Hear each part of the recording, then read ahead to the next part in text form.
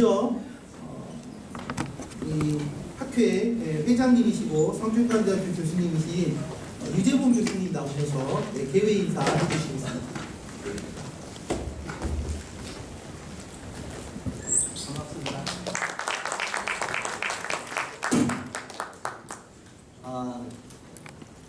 우리 학회를 사랑해 주시고 또 멀리서 오신 여러분들께 감사를 드립니다. 특별히 이번에는 생태, 환경, 그리고 교육이라는 주제를 가지고 학회를 하게 된 거고요. 멀리 프랑스 스트라스부르 대학의 혼용 교수님, 그리고 제롬 엘윌 선생님, 그리고 우리 성균관대 김원중 교수님, 그 다음에 전북대학의 노상 교수님, 모두 사실 이 생태교육의 또 환경의 전문가들이 있습니다. 특별히 멀리서 오와주신 혼용 교수님께 특별히 감사를 드립니다. 오늘 날씨가 갑자기 좀 추워졌죠. 추워졌음에도 불구하고 또 10월의 마지막이 굉장히 바쁜 시즌입니다. 그럼에도 불구하고 학회에 참석해 주신 여러분들께 무엇보다 감사를 드립니다. 어쨌건 오늘 학문의 학년을 즐겨주시고 또 이 기회를 통해서 우리가 지속 가능한 환경과 생태 그리고 지속 가능한 교육을 위해서 고민하는 시간이 되었으면 좋겠습니다. 감사합니다. 안녕하세요. 저는 성균관대학교 영문과인 김원중 교수입니다. 저희 성균관대학교 실무에 관한 얘기를 잠깐만 말씀드리면요. 저희 학교 실무에 한 60여 분의 선생님들이 계시고 그런데 저희는 이제 교수님들만 계시는 게 아니라 직원들하고 같이 실무를 하고 있습니다. 그래서 매주 수요일에 점심 때 모여가지고 성경 말씀을 나누고 교제를 하고 있고요. 저희 학교에 아주 외국인 유학생들이 많이 있는데 한 3,000여 명의 학생이 있다고 합니다. 그래서 저희 실무회가 이 학생들을 위해서 무엇을 할까 고민하다가 올해부터 이제 저희들이 외국인 유학생들을 위한 교회를 이렇게 하나 플랜팅을 해서 좀 성교 부자라고 하는 뜻을 모아가지고 그걸 위해서 기도하고 좀 준비하고 있습니다. 기도하시겠습니다. 사랑이신 아버지 하나님, 오늘도 이렇게 아름다운 가을날을 허락하시사 저희 기독교 학문학회가 가을 학술 발표 대회를 열도록 은혜 주심을 감사합니다. 오늘 이 발표회를 준비한 사람들 및 발표자와 사회자 그리고 참석한 모든 사람들에게 큰 은혜를 주셔서 학회가 은혜 가운데 끝날 수 있도록 도와주시기를 기도합니다. 특히 기독교인으로서 학문에 종사하고 있는 저희들에게 큰 지혜를 주시사 하나님을 떠나 점점 더 세속화되어 가고 있는 이 세상 가운데서 기독교적 세계관과 가치를 세울 수 있게 도와주십시오. 예수님 이름으로 기도합니다. 아멘. 다음 순서로는요, 우리 제36회 기독교학문연구회 새로남 청년 기독학술 발표 논문상 시상이 있겠습니다. 대학원분과 발표하는 논문의 편수가 10편 이상의 경우에는 우수 논문을 2편을 선정하는 기준이 있습니다. 그래서 이번 수상자는 아세아연합신학대학 박사과정의 김병재 선생님, 그다음에 성균관대학교 박사과정의 유승민 선생님 두 분 모시겠습니다.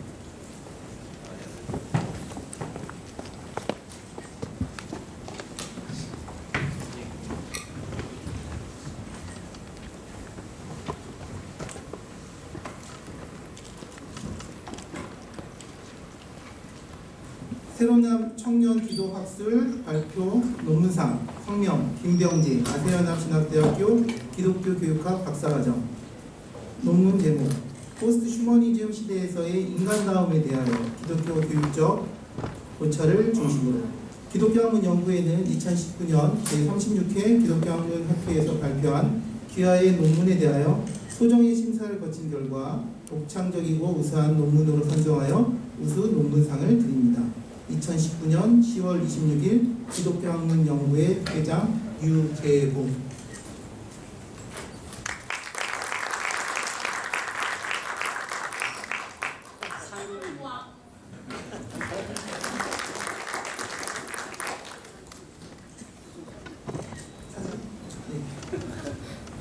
살짝 이렇게 들고 쳐요. 살짝 들고.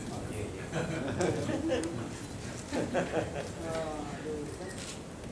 내가 받는 거 아니에요. 다음으로는 유승민 성균관대학교 교육철학 박사과정 논문 제목 진화론적 생태교육에 대한 기독교 세계관적 접근. 기독교 학문 연구회는 2019년 제36회 기독교 학문 학회에서 발표한 그와의 논문에 대하여 소정의 심사를 거친 결과 독창적이고 우수한 논문으로 선정하여 우수 논문상을 드립니다. 2019년 10월 26일 기독교 학문 연구회 회장 유재봉.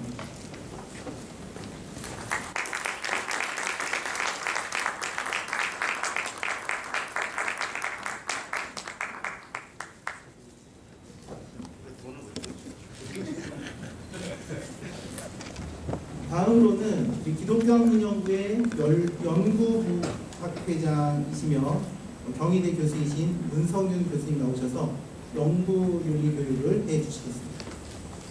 받아들이는 정직하고 책임있는 연구행위 또는 연구윤리에서 벗어난 정도가 매우 심각하고 의도적인 것으로서 의도적으로 또는 알면서 행하였거나 부정행위 여부에 개의치 않고 무모하게 이루어졌을 때 연구부정행위라고 합니다. 연구부정행위의 대표적인 유형 몇 가지를 살펴보는 것으로 교육에 가담하도록 하겠습니다. 첫째는 그 위조, 존재하지 않는 자료나 연구 결과들을 허위로 만들어내는 행위입니다. 둘째는 변조, 연구 재료, 장비, 과정 등을 인위적으로 조작하거나 자료를 임의로 변경, 삭제하여 연구 내용 또는 결과를 왜곡하는 행위입니다. 셋째는 표절, 타인의 아이디어, 연구 내용이나 결과 등을 정당한 승인 또는 인용 없이 사용하는 행위. 표절 요구에 대한 판정은 학회 등 해당 학계의 전문가들의 의견을 근거로 하여 결정하는 것을 원칙으로 합니다. 구체적인 사항은 우리 학회지의 뒷부분에 자세하게 기록되어 있습니다. 그것을 좀 참고해 주시고요. 4. 네 번째로 부당한 논문 제작. 최근에 이것 좀 문제가 됐습니다. 좀 주의할 필요가 있겠습니다. 연구 결과 혹은 내용에 대하여 학문적으로 공헌 또는 기여를 한 사람에게 정당한 이유 없이 논문 저자 자격을 부여하지 않거나 반대로 학문적으로 공헌 또는 기여를 하지 않은 사람에게 감사의 표시 또는 예우 등을 이유로 논문 저자 자격을 부여하는 행위입니다. 다섯 번째, 자료의 중복 사용. 본인이 이미 출판한 자료 또는 출판을 위해 심사 중에 있는 자료 정당한 승인 또는 인용 없이 다시 출판하거나 게재하는 행위입니다. 역시 학회지에 자세한 사항들이 있는데요. 중복 게재의 경우 그리고 조각 출판, 논문의 중복 투고 등을 하겠습니다. 이상으로 연구교육을 마치도록 하겠습니다. 사실은 원래 영어로 하는 거 할 때 있었는데 어쨌든 뭐 교수님 뭐 초대하는 것부터 영어로 하도록 하죠. It's a great pleasure to introduce Professor Onyeong, and the talk will be on the kind of another perspective on the human centeredness, and I think you will find it very interesting regarding this environmental crisis. Usually we are blamed. Christianity is blamed for the cause of this kind of reckless use of our environment. And I think Professor Onyeong will point the right direction, the way we can rethink about the biblical principle. Let's give him a big hand. Welcome, Professor Onyeong. 오늘 지금 강연 진행과 이따 토론 진행 방법을 좀 말씀드리겠습니다. 혼영 교수님은 프랑스 대학교 종교철학 교수로 계시고요. 그다음에 교도소 대신교연합회 지금 13페이지를 봐주시기 바랍니다. 13페이지입니다. Bonjour mesdames et messieurs, merci aux organisateurs pour votre invitation. 감사합니다. 네, 초대해 주셔서 감사합니다. 감사합니다, 주님. Mesdames et messieurs, chers amis, nous sommes au bord du gouffre. Même si nous ne voulons pas le croire, même si, comme le dit le philosophe français Jean-Pierre Dupuy, nous ne croyons pas ce que nous savons, les faits sont indéniables et têtus. Dérèglement climatique, fonte des glaces polaires et des glaciers des grands massifs montagneux, hausse du niveau de la mer qui menace l'ombre d'îles basses et demain le littoral de quantité de pays, pollution atmosphérique, notamment aux particules fines, pollution des sols par les pratiques de l'agriculture intensive, canicules de plus en plus fréquentes et de plus en plus violentes, continent plastique qui dérive dans l'océan Pacifique et dans l'océan Atlantique, déforestation massive, incendies à répétition, tornades et cyclones récurrents, atteintes drastiques à la biodiversité, etc., etc. Tout cela, nous le connaissons et nous le constatons, même si nous préférons le déni au changement radical de nos modes de vie qui s'imposent. Nous sommes donc au bord du gouffre, face à l'abîme. Comment comprendre la situation actuelle? Comment en sommes-nous arrivés là? Et quelle issue, quelle espérance, notamment d'un point de vue chrétien? Telles sont les questions que je me propose d'aborder avec vous cet après-midi. Tout d'abord, comment 자, comprendre... 지금 다시 5차 서론 부분 말씀하셨고요. 1번 인류세 역사에서 시작하시겠습니다. 1번입니다. Tout d'abord, comment comprendre notre situation présente? La crise écologique que nous vivons porte désormais un nom, l'anthropocène. Concept vraiment paradoxal. Le vocable d'anthropocène s'est imposé en un temps singulièrement bref dans le langage des géologues et des personnes averties des enjeux du changement climatique, avant de percer presque aussi rapidement, mais dans un second moment, au sein du grand public. D'où vient ce néologisme et comment comprendre son succès? Que révèle cette émergence notionnelle de nous-mêmes et de notre être au monde? Le terme d'anthropocène provient de la double racine grecque, anthropos qui signifie être humain, et kainos, c'est-à-dire nouveau, récent. L'anthropocène peut donc être rendu par l'âge de l'homme. Qu'est-ce à dire? L'anthropocène est une époque géologique nouvelle, postérieure à l'Holocène, dont nous serions donc sortis et déterminée par l'activité humaine.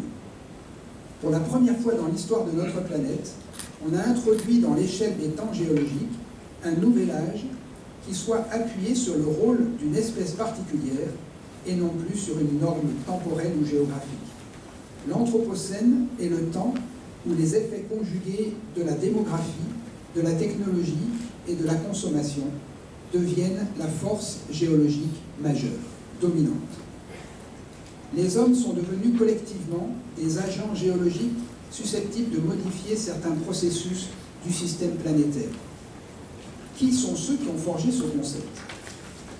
Le terme d'anthropocène apparaît au tout début du XXIe siècle, et cela en deux temps.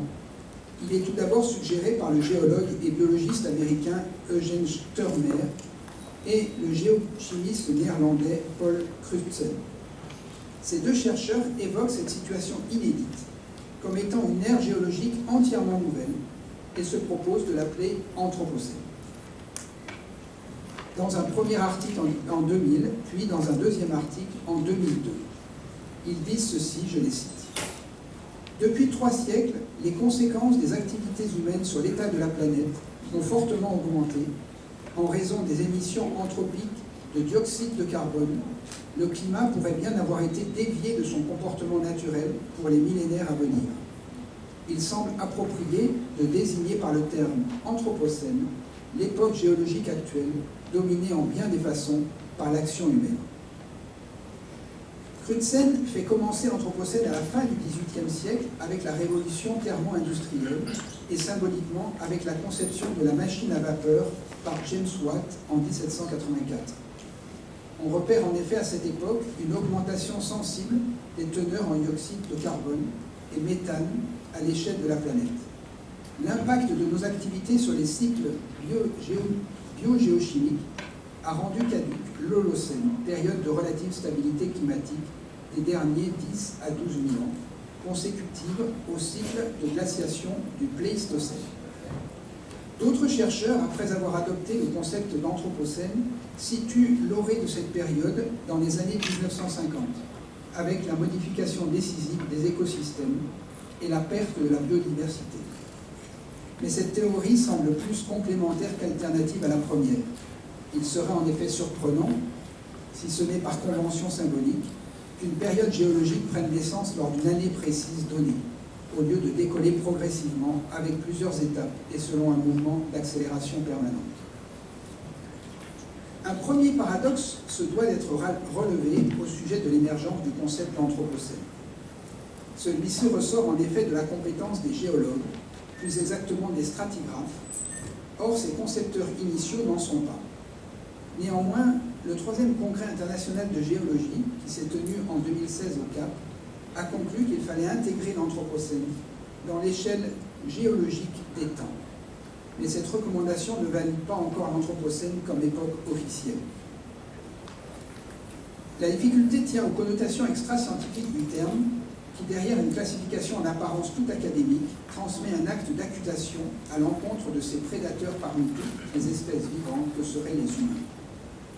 Alain Ray ne craint pas d'avancer que l'anthropocène paraît être surtout pour l'humanité le temps de l'attentat suicide. 예, 지금 페이지 15쪽입니다. 두 번째 엑셀입니다. 첫 번째 엑셀을 수정하셨고 두 번째 엑셀입니다. 15페이지 참고하시면 되겠습니다. 페이지는 paradoxe. Second paradoxe, l'Anthropocène n'est pas ou ne sera pas uniquement une nouvelle période géologique, pour la première fois déterminée par le comportement d'une espèce vivante particulière. Il est aussi la seule époque à ce jour dans l'histoire de la planète au sein de laquelle l'acteur de cette mutation prend conscience du fait qu'il est devenu lui-même une force géologique majeure à l'égal d'autres facteurs géologiques naturels. C'est en effet la première fois qu'un agent géologique, qui a cessé d'être seulement témoin d'une transition géologique pour en devenir l'auteur, est également capable de comprendre la portée de ses actions. La création même du concept d'anthropocène est l'indice d'une entrée dans une période géologique si singulière que l'auteur de cette mutation, pourvu du langage articulé, est en mesure de la nommer. Un troisième paradoxe tient à la pluralité des récits anthropocéniques. Le grand récit majoritaire dans l'espace public est une narration catastrophiste qui envisage un effondrement écologique et économique à court ou moyen terme. Mais il est aussi à l'autre extrémité du spectre narratif un grand récit optimiste qui fait profession de foi dans l'innovation technologique pour relever les défis posés par l'Anthropocène. Ce Good Anthropocène, expression apparue en 2011, résonne comme un oxymore.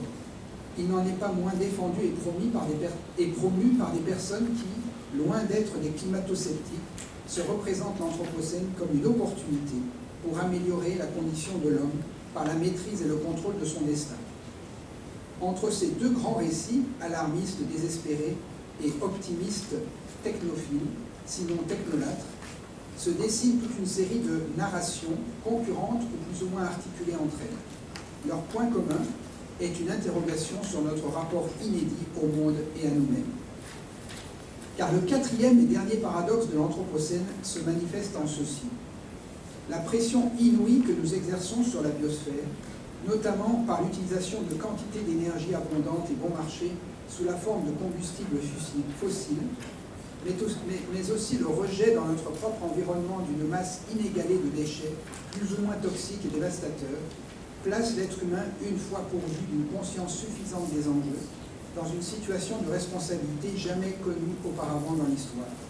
Une responsabilité de type proprement hyperbolique. Avec la puissance nouvelle vient la conscience, et avec la conscience, une responsabilité nouvelle. C'est cette ambivalence entre impact irréversible et responsabilité devant l'impact qui conduit Lorius et Carpentier à écrire « La seule question qui se pose désormais à nous, c'est que voulons-nous faire de ce monde dont nous sommes devenus dans le même temps les fossoyeurs et les gardiens. Les gardiens parce que les fossoyeurs. » 예, 16쪽으로 넘어가겠습니다. 16쪽에 위에 두 사람 보기 시작하겠습니다. 16쪽입니다. La solution que dessinent ces deux auteurs consiste en un jeu de mots bienvenu, à croire au sursaut plutôt qu'au sursis, et de citer Edgar Morin, le probable est la désintégration, l'improbable mais possible est la métamorphose. Cette responsabilité humaine est d'autant plus aiguë que la portée des bouleversements rend impossible toute préparation ajustée à l'avenir par des adaptations biologiques ou des transmissions culturelles préexistantes. En situation d'imprévisibilité quasi absolue, la notion de responsabilité touche à la fois son acmé et à ses limites. Car nous savons que notre modèle de développement industriel et de croissance indéfinie, basé sur les énergies fossiles, qui s'est imposé à toute la planète et qui est donc devenu une force tellurique, est la cause de dérèglements écologiques globaux et durables. Mais nous oublions trop souvent que même si les sociétés humaines parvenaient à réduire drastiquement leur empreinte sur la planète, la Terre mettrait des milliers d'années à retrouver un régime climatique et géobiologique voisin de celui de l'Holocène. De ce rappel découlent deux conséquences majeures. D'une part, la responsabilité ne consiste pas à réparer quoi que ce soit pour revenir à une situation d'équilibre antérieure, mais à affronter l'inconnu. D'autre part, comme l'a établi avec beaucoup de justesse Jean-Pierre Dupuis, nous ne croyons pas ce que nous savons. Ce principe constant de la psychologie humaine s'impose d'autant plus que l'objet de notre savoir, et d'un savoir absolument irréfutable, n'est pas immédiatement perceptible à notre champ d'acuité sensorielle. Les conséquences de nos conduites se manifestant toujours ailleurs. Dans le Kivu, pour notre consommation d'appareils électroniques composés avec du coltan, en Inde pour le rejet de leurs déchets, etc. Et plus tard, sur les générations à venir, pour nos choix énergétiques, alimentaires, de déplacement ou de loisirs, qui accentuent le dérèglement climatique. En résumé, ce qui nous arrive n'est pas une crise environnementale, c'est une révolution géologique d'origine humaine. Or, que signifie pour nous humains d'avoir l'avenir d'une planète entre nos mains? Cela veut dire que nous n'avons jamais été aussi responsables de nous-mêmes, de nos semblables, de nos descendants et de nos dissemblables, de la totalité du réel. Car ce n'est pas tant le règne des humains que par leur volonté de puissance que se définit l'Anthropocène. Une volonté de puissance qui, ultime paradoxe, n'est que la face visible de notre profonde impuissance. Quelle est en effet notre marge de manœuvre alors que la mécanique délétère que nous avons nous-mêmes impulsée semble bien nous échapper totalement, avoir définitivement pris son autonomie? Comment donc, dans une telle situation qui conjugue responsabilité exacerbée et impuissance abyssale, faire des choix qui aient un sens pour nous aujourd'hui et pour demain? C'est ce que nous examinerons à présent dans une deuxième partie.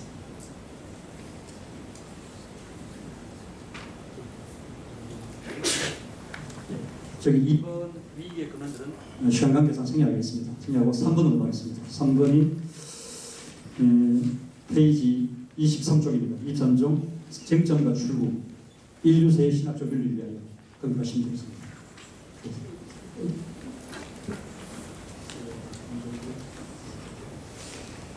C'est Jacques Ellul qui nous servira de précieux guide pour dessiner une éthique de l'Anthropocène. Car le professeur de Bordeaux a su prendre très tôt la mesure des mutations inouïes des modes de vie et de ce que cela signifie pour la vocation chrétienne. L'éthique ellulienne s'articule étroitement à une critique de la technique. Technique qui, contrairement aux messages diffusés par bien des discours, ne peut conférer à ses yeux la moindre issue à la crise planétaire. Encore faut-il s'entendre sur le sens à accorder au concept de technique. Jacques Ellul distingue nettement les techniques et la technique. L'homme a toujours vécu avec des techniques, c'est-à-dire avec des outils qui médiatisaient son rapport au milieu naturel et lui permettaient de s'en émanciper peu ou peu. La technique, pour sa part, est un ensemble de moyens gouvernés par la recherche de l'efficacité. Elle est la préoccupation de rechercher en toute chose la méthode absolument la plus efficace. On perçoit bien à travers cette définition que la technique ne comprend pas seulement des éléments matériels, comme les techniques qu'elle englobe, mais aussi des éléments immatériels, des valeurs, une mentalité. La technique est l'absolutisation de l'efficacité. L'efficacité en elle-même n'est pas rédhibitoire, elle est même une valeur nécessaire à la vie. Mais dans la société technicienne, toute autre valeur, toute autre considération se voit dissoute, exclue, sur l'autel de l'efficacité, comprise comme valeur suprême et exclusive. D'ailleurs, tous les aspects non techniques du mode de vie de l'homme sont transformés en activités techniques, par exemple la politique, l'art ou les loisirs. Ainsi, la technique est-elle devenue un milieu, le nouveau milieu de l'homme. La technique est devenue aujourd'hui une force autonome que l'homme ne maîtrise plus, dont nous sommes plutôt devenus les serviteurs dévots. car la technique est à la fois sacrilège, elle ne respecte rien, tout lui est permis, et sacralisée. Le sacré profané par la technique a investi le vecteur de désacralisation lui-même. Ces divers caractères font qu'il n'y a aujourd'hui aucune mesure entre les techniques d'hier émancipatrices et la technique de notre temps qui instaure une nouvelle nécessité bien plus contraignante. La révolution informatique a accéléré le mouvement du progrès technique en raison de son caractère systémique. Un système est un ensemble de pôles étroitement reliés entre eux, de sorte que toute modification intervenant sur l'un des pôles a des répercussions immédiates sur la totalité des autres pôles. La société technicienne est donc un système, toutes les techniques sont mises en réseau, de sorte qu'une innovation dans un domaine entraîne une innovation ailleurs, mais qu'une catastrophe, un accident ou un attentat sur des pôles a aussi des effets en chaîne. Cela signifie que le progrès s'accélère et que nous vivons dans une société de plus en plus puissante et en même temps de plus en plus fragile.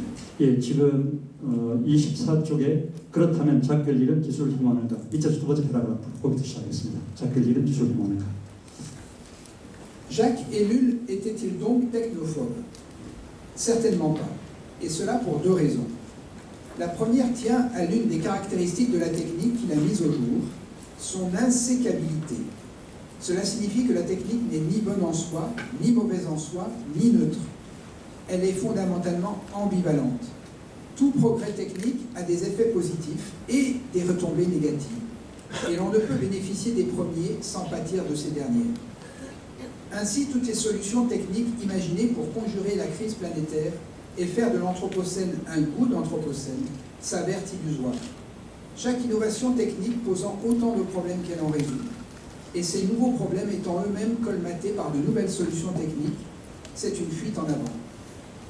Les climatiseurs, par exemple, les voitures électriques, le recours à l'informatique, ne sont que quelques exemples qui montrent bien la vanité des issues techniciennes aux impasses qui ne font que multiplier. La deuxième raison, qui disqualifie toute accusation de technophobie à l'encontre de Jacques Ellul, tient au versant éthique de son œuvre. Celui-ci ouvre en effet un chemin pour que les chrétiens puissent vivre dans ce monde, mais dans ce monde sans issue. Non pas dans un autre monde ou dans une tour d'ivoire, mais au cœur de ce monde, sans être du monde. Non pas fuir le monde, mais y vivre autrement, dans la liberté en Christ. Car les chrétiens sont aussi les témoins d'une espérance, l'assurance de ne pas être seuls, livrés à eux-mêmes. Or, selon Jacques Ellul, l'espérance n'a rien à voir avec l'espoir. C'est précisément lorsqu'il n'y a plus d'espoir, à vue humaine, lorsque toutes les issues sont bouchées, lorsque nous nous précipitons vers l'abîme et le suicide planétaire, avec toute la force de notre intelligence, qu'alors surgit l'espérance. Et telle est notre situation au moment présent. 예, 그다음에 25쪽에 첫 번째 단 자크 엘률의 신학적 윤리의 특징은 거기 시작하겠습니다. La spécificité de l'éthique théologique de Jacques Ellul tient d'abord à sa contestation de la loi de Gabor. Du nom du physicien hongrois Denis Gabor, cette loi s'énonce ainsi: tout ce qui peut être techniquement réalisé le sera nécessairement. La loi de Gabor régit toute l'orientation de la société technicienne. Il s'agit donc pour Jacques Ellul de profaner ce sacré technicien, ce positivisme de la loi de Gabor, en affirmant en écho: il ne peut y avoir de croissance infinie dans un monde fini. Tout ce qui peut être fait ne doit pas l'être nécessairement. Nous ne sommes pas asservis à un quelconque déterminisme. C'est même la capacité à l'autolimitation qui qualifie la dignité humaine. On en trouve un exemple emblématique dans l'interdit du meurtre, qui consiste à ne pas faire ce que l'on serait en mesure de faire. C'est pourquoi Jacques Ellul déploie une éthique de la non-puissance. Celle-ci implique une dialectique à trois termes: la puissance, l'impuissance et la non-puissance. La puissance est la capacité de faire, l'impuissance est l'incapacité à faire, et loin de l'impuissance, la non-puissance est la possibilité de faire et le choix conscient et raisonné de ne pas faire. Or, l'éthique chrétienne n'est pas seulement une éthique de la liberté, mais foncièrement une éthique de la non-puissance, par fidélité au Christ, qui, en tant que tout-puissant, n'a pas fait usage de sa toute-puissance, par exemple lorsqu'il a été tenté par le diable, ou lorsqu'il a renoncé à faire appel à des légions d'anges au moment de son arrestation. La transgression de la loi de Gabor constitue ainsi la clé herméneutique décisive de l'écologie chrétienne de Jacques Ellul. Elle ouvre la voie à une existence de sobriété. 잠깐 여기 끝난 부분은 지금 이제 우리는 곧 시작할 텐데요. 제가 방금 설명드렸던 여기 개념 중요하게 해서 설명을 드리겠습니다. 여기 지금 번역으로는 비능력인데 비능력, 영어로 논파워인데 이거는 지금 무능력하고는 다릅니다. 힘이 없어서 못 쓰는 건 무능력이고 비능력인데 저는 차라리 비무력, 무력을 쓰지 않는다 이런 식으로 번역하고 있습니다. 그러니까 내가 가지고 있어도 힘을 쓰지 않는 것. 예수 그리스도가 체포될 때 12명의 군대를 불러서도 못 부른 것, 안 부른 것. 그래서 힘이 있어도 쓰지 않는 것. 이걸 비무력의 정신이라고 합니다. 그 다음에 이제 우리는 거기서 시작하겠습니다. On comprend de ce fait pourquoi, au prix d'une transposition sur un plan purement profane, les objecteurs de croissance du XXIe siècle le reconnaissent comme l'un des plus éminents de leurs précurseurs.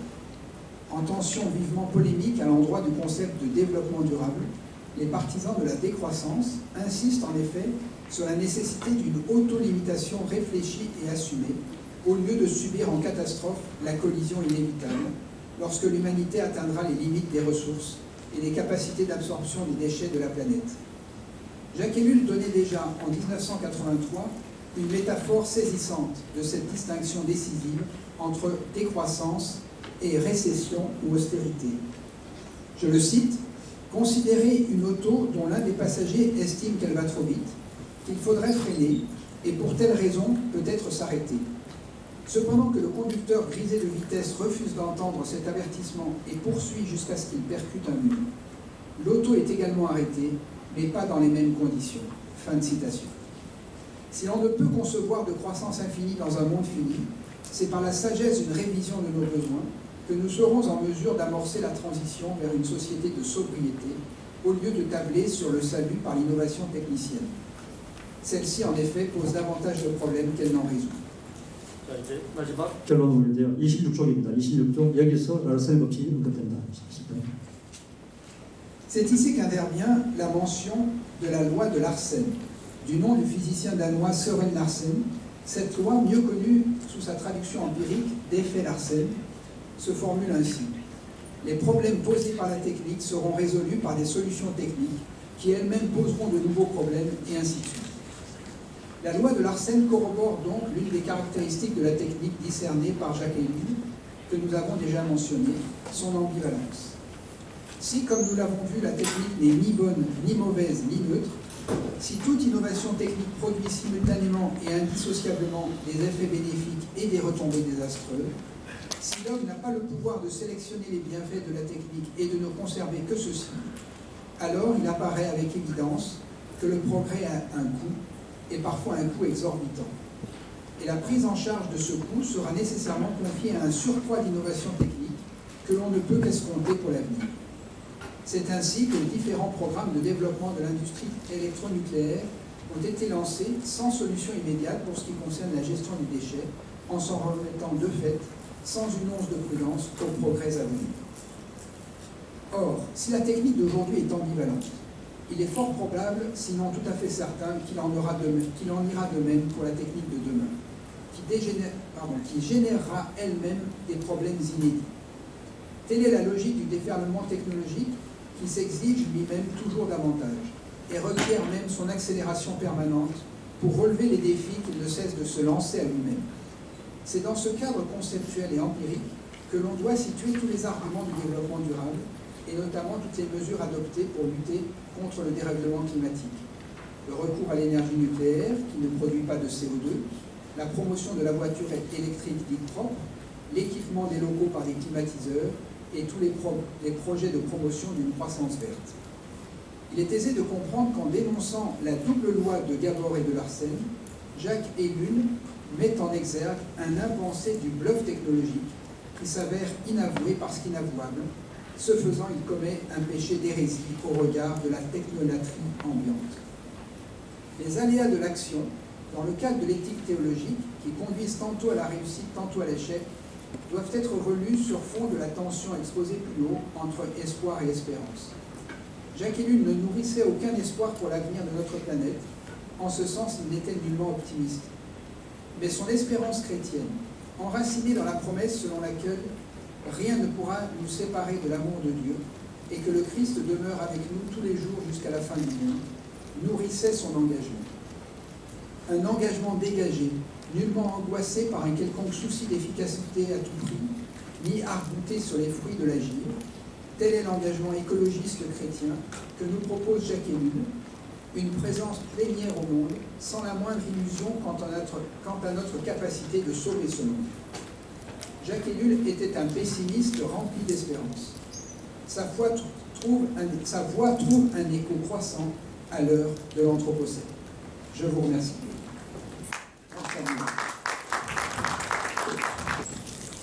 성균대학교에서 연구가에서 연기시와 생태문화 그리고 번역을 가르치고 있는 김동준입니다. 오늘 제가 관심을 가지고 있는 환경인문화, 특히 기후변화와 의식이라는 주제로 그동안 제가 고민했던 문제를 나눠보려고 합니다. 마이크 조금 가까이 해. 얼굴을 가까이 해.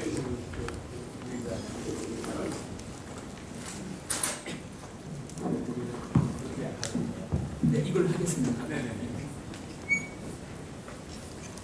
작년과 재작년 우리가 이전에 경험하지 못했던 폭염, 그리고 올해 한반도를 덮친 태풍, 그리고 겨울이면은 숨쉬기도 힘든 미세먼지 등에서 거듭 지구온난화와 기후변화는 우리의 삶에 깊숙이 들어와 있습니다. 이런 추세가 계속될 경우 기후변화는 기후위기로, 그리고 종국에는 기후재난으로 이어질 것입니다. 우리에게 닥칠 타국의 청사진은 기근과 재난, 종의 멸종 등 참으로 암울하기만 합니다. 오늘 저는 많은 사람들의 생각과는 달리 우리가 먹는 음식, 그리고 이를 생산하기 위한 농업이 지구온난화의 죽음이라는 사실과 이런 사실 앞에서 우리 기독교인들의 책무는 무엇인지를 생각해 보려고 합니다. 온실가스 배출을 줄이려는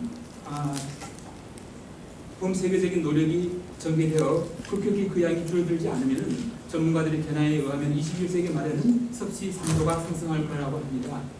그럴 경우에 많은 생명들에게 치명적인 결과를 초래하게 될 것입니다. 20에서 70% 사이 종이 멸종될 것이고, 우리는 태풍과 쓰나미와 가뭄 및 홍수로 인한 기근에 시달리며 생태계는 교란될 것이고, 남극과 북극이 경하는 노가 내리며 해수면이 상승하고 물에 잠기는 도시가 출할 것이고, 경우에 따라서는 한 나라 전체가 물에 잠기는 경우도 일어날 수 있습니다. 그럼에도 불구하고 세계 강국 미국의 지도자는 지구온난화는 중국이 미국의 산업 경쟁력을 약화시키려고 만들어낸 개념이라고 하여 기후변화 자체를 부인하고 있는 실정입니다. 다음 비디오 클립은 카우스프라시는 다큐멘터리 일부분인데요. 기후변화가 불러올 참정한 결과를 잘 요약하여 보여주고 있습니다. 잠깐 들어보시겠습니다. Highest safe level of emissions would be around 350 parts per million of carbon dioxide, greenhouse gases in the atmosphere. We're already at 400. They tell us that the sort of safest we could hope to do without having perilous implications as far as drought, famine, human conflict, major species extinction would be about a 2 degrees Celsius increase in temperature. We're rapidly approaching that, and with all the built-in carbon dioxide that's already in the atmosphere, we're easily going to exceed that. So on our watch, we are facing the next major extinction of species on the Earth that we haven't seen since the time of the dinosaurs disappearing. You know, when whole countries go underwater because of sea level rise, when whole countries find that there's so much drought that they can't feed their population, and as a result they need to desperately migrate to another country or invade another country, we're going to have climate wars in the future. And what about livestock and animal agriculture? Well, what about it? I mean, 조금 전에 제가 말씀드린 것 같은 비슷한 얘기를 하고 있는데요. 마지막 질문에 그러면 가축과 국산 사전에 관해서는 어떻게 생각하느냐라고 물으니 굉장히 당혹해하는 이분은 시에라 클럽이라고 하는 세계적인 환경단체의 데프트 디렉터입니다. 브루스 해밀턴의 모습이 나오는데요. 이 애니멀 컬처에 관해서는 나중에 제가 다시 상세히 말씀을 드리겠습니다. 지금 보여드린 PPT는 지구온난화가 현재와 같은 속도로 진행될 경우에 얼마나 급격하게, 그리고 그것이 가속화되는지 그리고 그 결과가 얼마나 되돌릴 수 없이 성공한 것인지를 잘 보여주고 있는 그림입니다. 이 다음 슬라이드는요, 기후변화의 실상을 잘 보여주는 몽골의 시대입니다. 1990년대까지에는 40%였던 국토의 사막화가 기후변화로 급격히 진행되어서 현재 80%에 이르렀고, 그 결과 가축에게 먹을 물과 풀이 없어서 가축 800만 마리가 죽어서 더 이상 목축을 이제 할 수 없는 많은 사람들이 환경 난민이 되고 말았습니다. 그래서 그들은 할 수 없이 삶의 보금자리를 떠나 도시로 이주해서 도시의 쓰레기장을 뒤져 살아가는 아주 비참한 존재가 되고 말았습니다. 그런데 문제는 이런 모습이 몽골에만 국한된 것이 아니라 기후변화가 가속화될 경우에 우리에게 닥쳐올 미래의 예고편 같다는 사실입니다. 지구온난화의 한가운데 농업의 문제가 이제 자리하고 있다는 것을 제가 말씀을 드렸습니다. 이제 제가 살펴볼 농업은 소규모 자연농의 농사가 아니라 곡물과 야채 등 식량을 생산하는 대규모 기업 농가, 가축을 키우는 축산업입니다. 현대적 기업농은 엄청난 양의 석유와 화학물질을 사용해서 환경 파괴와 생태계 오염에 가장 크게 기여하고 있습니다. 현재 우리나라의 모든 이제 그 농사도 인력이 아니라 기계가 짓고 있고요. 그 말은 모든 농사가 석유에 의존하고 있다는 말입니다. 사실은 한국 경제 전체가 석유에 의존하고 있다고 학자들이 얘기를 하고 있습니다. 우리나라 식량 자급도는 25%이고 OECD 최저인데요. 유일하게 쌀만 이제 우리나라에서 자급자족할 수 있는 그런 거 문제입니다. 앞으로 기근과 이런 것이 심해지면은 가장 큰 문제 중에 하나가 식량 생산의 문제가 될 텐데, 이럴 경우에 이제 우리나라는 도대체 우리나라 국민들은 뭘 먹고 살아야 될지 정체가 되고 그런데 관심이 있는지 잘 모르겠습니다. 현재 그 농법은 석유 4통을 사용해가지고 곡물 1통을 이렇게 수확하고 있는 실정이라고 합니다. 이렇게 본다고 하면은 사실 우리는 밥이 아닌 어떤 면에서는 밥이 아닌 석유를 먹고 살고 있다, 뭐 그런 생각까지도 듭니다. 엄청난 양의 제초제, 살충제, 비료 등을 투입하여 짓는 이런 식의 농사가 현재 하천과 지하수의 가장 큰 오염원입니다. 왜냐하면은 이런 화학물질은 5%만이 식물에게로 가고 95%는 땅속으로 스며들어서 강과 바다로 흘러들고 결국 땅과 바다를 오염시킵니다. 지금 사실 굉장히 심각한 문제 중에 하나가 바다의 오염인데요. 이렇게 오염 지속되면은 2050년이 되면은 바다는 아무것도 자라지 않는, 지금 여러분들 좋아하시는 고기 생선 아무것도 이제 못 먹게 되는 이제 그런 세대가 올 거라고 얘기를 하고 있습니다. 근데 특히 이런 이제 비료를 많이 이제 줘가지고 지금 비료를 많이 줘 이런 어떤 농법 중에서 칠산 비료의 경우에 아산화질소를 배출하는데, 아산화질소는 지구 온난화의 이산화탄소보다 약 300배가량 더 해로운 물질입니다. 인류는 8만 종의 음식을 먹고 살아왔고 그 중에서 3천여 종이 늘 식용으로 쓰였는데요. 현재 이에 나와 있는 옥수수, 콩, 밀, 쌀 이런 4가지 곡물이 우리 식단을 지배하고 있어서 우리가 취하는 칼로리의 4분의 3을 여기서 얻고 있습니다. 그래서 이런 식의 농법은 환경을 파괴할 뿐만 아니라 우리의 건강도 심각하게 위협하고 있는 실정입니다.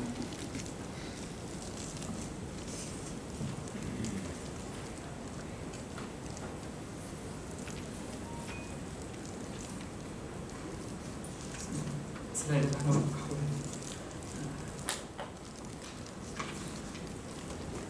이런 기업식 영향이 초래하는 생태계 파괴, 환경 오염의 문제에 관해서요. 미국에서 유명한 어떤 생태 시인인 웬들 베리는 산업농은 토양 유실과 유독성, 종의 다양성의 상실, 농촌 공동체의 파괴, 산림의 문화 파괴 등의 문제점을 지니고 있기 때문에 전혀 지속 가능하지 않다라고 지적을 합니다.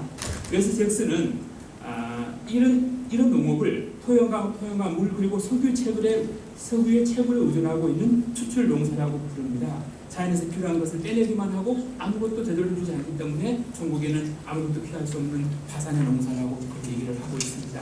이 부분에 관해서는 좀 더 다음에 제가 얘기를 하겠습니다. 제가 이제 이 중에 특히 이제 좀 말씀을 드리고 싶은 것은 토양 유실입니다.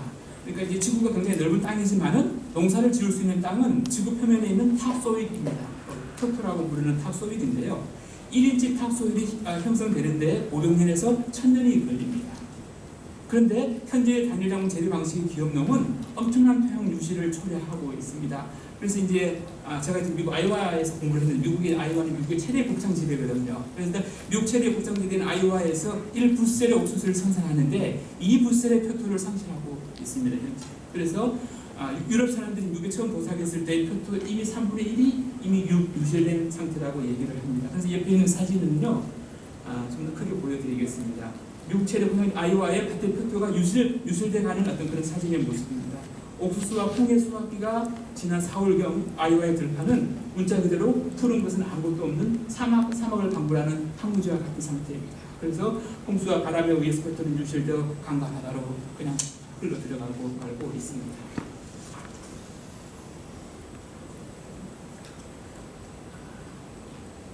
베리는 이런 농법이 대지의 자원과 대지 공동체 그리고 땅 자체를 파괴하기 때문에 단기간 얼마 동안은 유지되겠지만은 장기간에 걸쳐 지속적인 식량 공급은 보장하지 못한다고 말을 합니다.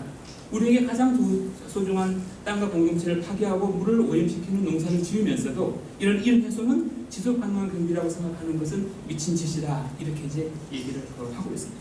이런 점에서 현대 기업농은 땅의 비옥함이라고 하는 온금을 깎아먹는 파산의 가동사라고 할 수 있겠습니다. 그래서 제가 이제 앞에서 이렇게 말씀드린 이제 그 기업농의 문제점에 관해서요, 어떤 새로운 대안을 모색하는 것을 잠깐 간략하게 언급을 하려고 합니다. 그래서 그 이제 대표적인 인물이 아까 조금 전에 말씀드렸던 웨스 잭슨인데요. 이분은 캔사스에 있는 랜드 인스튜트를 설립한 사람인데요. 미국 대자원의 이코 시스템을 본받는 농법을 연구 중입니다. 그래서 대초원의 식물은 여기 이제 사진에 나 있는 것처럼 뿌리가 3m까지 내려가는 이제 그런 이렇게 내려가고 그 옆에 이제 있는 것이 일반 이제 미래 그 뿌리의 그 모습입니다. 그래서 퓨처 그레스라고 하는 개밀 뿌리와 일반 밀의 뿌리를 지금 비교해서 보여주고 있는데요. 이 이제 그 밀은 한 해살의 작물이 아니기 때문에 가까리와 파종 등 많은 과정이 필요 없고 그만큼 소중한 표토를 지킬 수 있다라고 그 얘기를 하고 있습니다. 그래서 이제 그 웨스텍스에 연구하고 있는 것은 전혀 새로운 개념의 농사입니다. 그러니까 1년 해마다 무슨 뭐 노를 갈고 파종을 하고 그다음에 하는 그런 어떤 농사가 아니라 한 번 심으면은 단연간 계속해서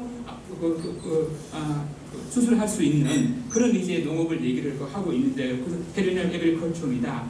여기 지금 보여드리는 것은 컨사라고 하는 식물인데요. 밀 종류의 식물입니다. 그래서 이제 랜드 인스튜트에서 개발한 다년생 작물인데 밀보다 조금 더 이제 그 씨앗이 작고요. 지금 이제 개발되어 가지고 상용화되고 있습니다. 그래서 시리얼과 스낵을 만드는 데 쓰이고 달고 과일 맛이 이제 나는 그런 곡물입니다. 그래서 뿌리가 깊어가지고 영양분을 저장하고 가뭄을 견디고 토양 상실을 이렇게 막는 농법을 실천하고 있다고 볼 수 있습니다. 이제 제가 서두에서 말씀드린 애니멀 에그리컬처에 관한 얘기를 해보려고 합니다. 카우 스프리스라고 하는 말은 음부라는 뜻의 컨스피라스라는 말에서 콘 대신에 카우를 덧붙인 말로서 축산업의 엄청난 폐해와 그를 숨기려는 미국 축산협회와 환경단체들의 침묵을 파헤친 다큐멘터리 제목입니다. 사실 이 사파 하나가 축산업의 환경과 기후변화에 미치는 영향을 그대로 드러내고 있습니다. 기후변화, 열대우림의 파괴, 메탄가스, 아산화질소, 일산화탄소의 방출, 종해멸종, 수자원 고갈, 산림 파괴, 배설물 유실, 이 모든 것이 축산업과 밀접하게 연관을 맺고 있습니다. 통계가 좀 차이가 나지만 현재 지구상의 인구는 70억쯤 되고요. 그 현 인구의 10배쯤 되는 그리고 이제 600억에서 700억 마리의 지금 가축이 우리 지금 지구에서 사육되고 있습니다. 그리고 2050년에는 전 세계는 93억 명에 이를 것이고 1인당 고기 소비량은 52kg에 도달할 것이라고 예상을 하고 있는데 이 늘어나는 육류 소비를 감당하기 위해서는 21세기 중반까지 음식 생산이 두 배로 늘어나야 하는데 이는 전혀 가능하지 않은 일이라는 학자들의 견해입니다. 이 지금 그래픽 잘 보이실지 모르겠는데요. 다음 그래픽이 축산업의 현실을 그대로 보여주는데 참으로 믿기 어려울 정도로 심각합니다. 온실가스를 보면은 전 세계 모든 운송수단 자동차, 비행기, 배 모든 걸 다 말하는 겁니다. 운송 수단이 온실가스 13%를 배출하는 반면에 축산업은 18%. 그리고 제가 그 가축과 부산물, 육식문화 전체를 합치면 51%까지라고 하는 주장도 있습니다. 여튼 18%를 차지하고 있고요. 전 세계 아산화질소의 65%가 축산업에서 나옵니다. 놀라운 것은 전 세계 사용 가능한 수자원의 3분의 1이 가축을 키우는데 쓰이고 있고, 그래서 거기 사는 사람들은 물의 어떤 그 기근에 시달리고 이제 있습니다. 예를 들어 햄버거 하나를 생산하기 위해서는 660갤론의 물이 필요한데 이는 사람이 2달 동안 샤워할 물의 양이라고 합니다. 지구의 허파라고 불리는 아마존 숲이 그렇게 파괴되고 있는데 그 91%가 소를 방목하기 위한 것이고, 그래서 매초 1에서 2에이크 열대 우림이 파괴되고 있습니다. 2,500마리의 가축 배설물은 사람으로 치면은 41만 1,000명의 배설물과 같은 양인데, 가축의 배설물이 거름으로 쓰이지 않기 때문에 모두가 다 오염물로 하고 있었습니다. 그리고 더 놀라운 사실은 지구상 우리 지구에 있는 땅의 45%가 목축에 사용되고 있다는 겁니다. 그래서 이 정말 믿기 어려운 그런 여러 가지 통계가 이렇게 나와 있습니다. 1kg의 소고기는 비행기 100kg, 자동차 250km 운행시에 나오는 배기가스에 상응하는 지구 온난화 가스를 배출한 결과입니다. 그래서 많은 학자들이 The cow is a climate barn이라고 스피기를 해서 얘기를 하고 있고, The cow is a climate villain이라고 얘기를 하고 있습니다. 전 세계에서 나오는 음식의 3분의 1이, 그리고 미국과 영국에서는 70%가 이 가축들을 먹이는 데 사용되고 있고요. 현재 우리는 110억 정도의 인류를 먹일 식량을 생산하고 있지만은 현 인구의 7분의 1인 10억 명 정도는 귀하산상에서 고통을 당하고 있습니다. 그래서 이렇게 보면은 어떤 면에서는 내가 먹는 소고기로 인해서 아프리카 어디선가 누가 죽어가는 세상 속에 우리가 살고 있는 실제입니다. 미국의 경우에는 곡물의 3분의 2가 지금 가축 사육에 사용되고 있는데 이는 8억 명의 사람들을 먹일 수 있는 분량이라고 얘기를 합니다. 이제 기독적인 관점에서 음식의 얘기를 좀 해보려고 합니다. 음식은 하나님의 인간에게 주신 첫 선물입니다. 세상을 만들어 준 첫 선물이 이제 음식인데요. 그리고 또한 우리를 향한 하나님의 사랑이 만질 수 있는 형태로 표현된 것, 혹은 먹을 수 있게 나타난 하나님의 사랑입니다. 따라서 우리는 그 선물을 감사와 즐거움으로 먹고 마셔야만 된다라고 얘기를 합니다.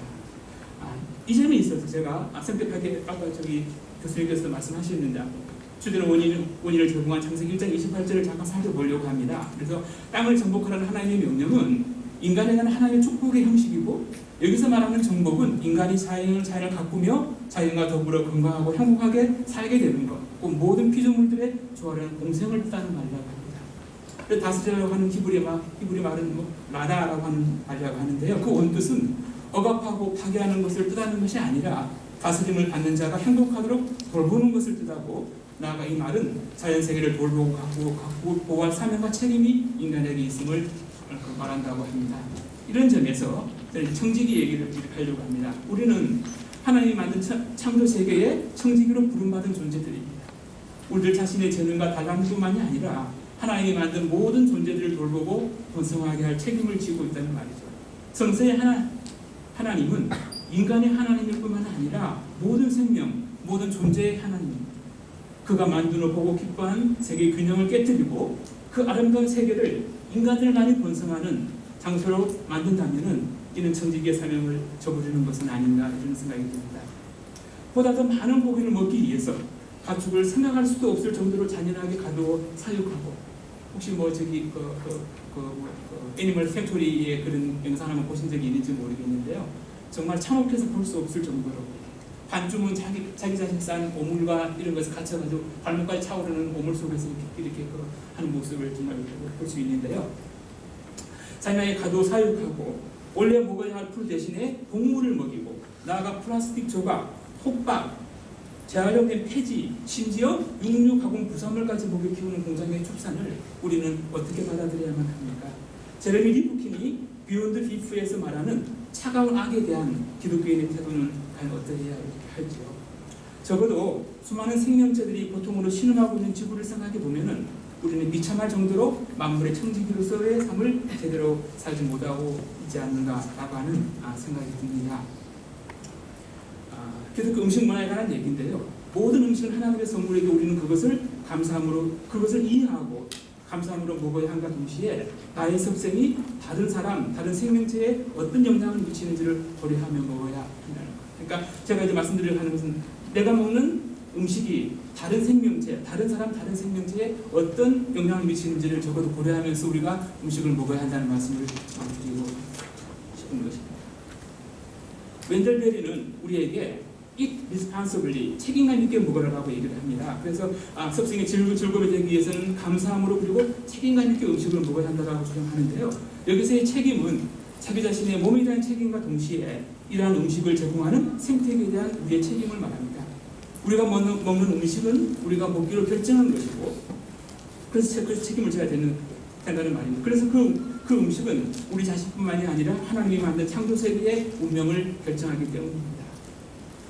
창조 세계가 인간이 자신의 이익과 쾌락을 위해 마음대로 쓸 수 있는 자원이 아니라 땅과 그 안에 있는 모든 것이 여호와의 것이요 세계와 그 안에 사는 모든 생명체 다 여호와의 것이다 라고 하는 시편 23편 1절의 말씀에서 보듯이 이 모든 것이 하나님의 것임을 깨닫고 모든 생명체들과의 조화로운 공생을 도모하는 그런 선한 청지기의 사명을 다하는 것이 기후변화 시대의 기독교인의 책무라고 생각합니다.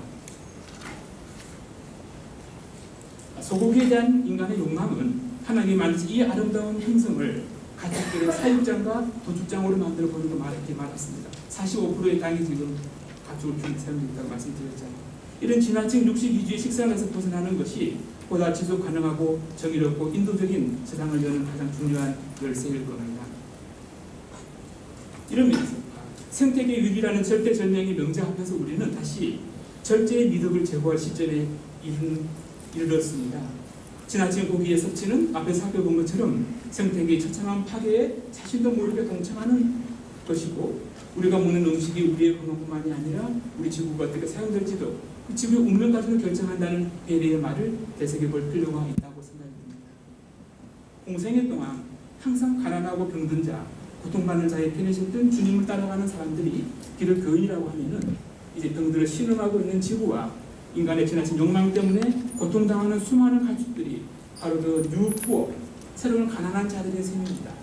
이들을 돌보고 치유할 책임을 맡은 자로서 음식에 대한 절제, 특히 소고기에 대한 절제와 금기라는 기독교적인 새로운 음식 윤리를 설정하고 지켜나가야 할 비상사태에 이르렀다는 생각이 듭니다. 마지막입니다. 내가 먹는 고기가 말 그대로 나의 동료 인간들과 동료 피조물들인 수많은 가축들과 그들을 지탱하는 지구 생태계를 죽이고 있는 상황에서 내가 내 형제를 실족해 하면 나는 평생 고기를 먹지 않겠다는 사도 바울의 말이 새롭게 들립니다. 내가 먹은 음식이 나의 건강뿐만이 아니라 지구의 건강을 결정하는 시대에 우리는 살고 있습니다. 이 책의 제목처럼 이제 참으로 지구를 생각하며 먹어야 할 때가 되었습니다. 감사합니다.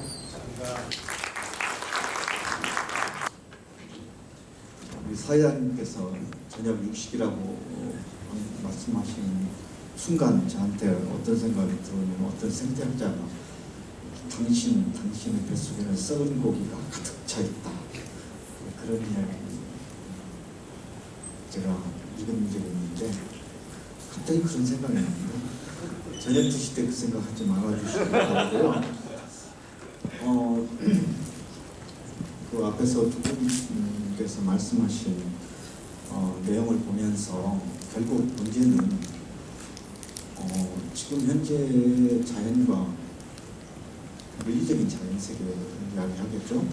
그 물리적인 자연 세계 속에 그 자연 세계와 인간이 공존하고 함께 상생할 수밖에 없는데 방금 말씀하신 수많은 유기적 상황 속에서 이 공존의 얘기는 현재 필연으로 다가오고 있구나.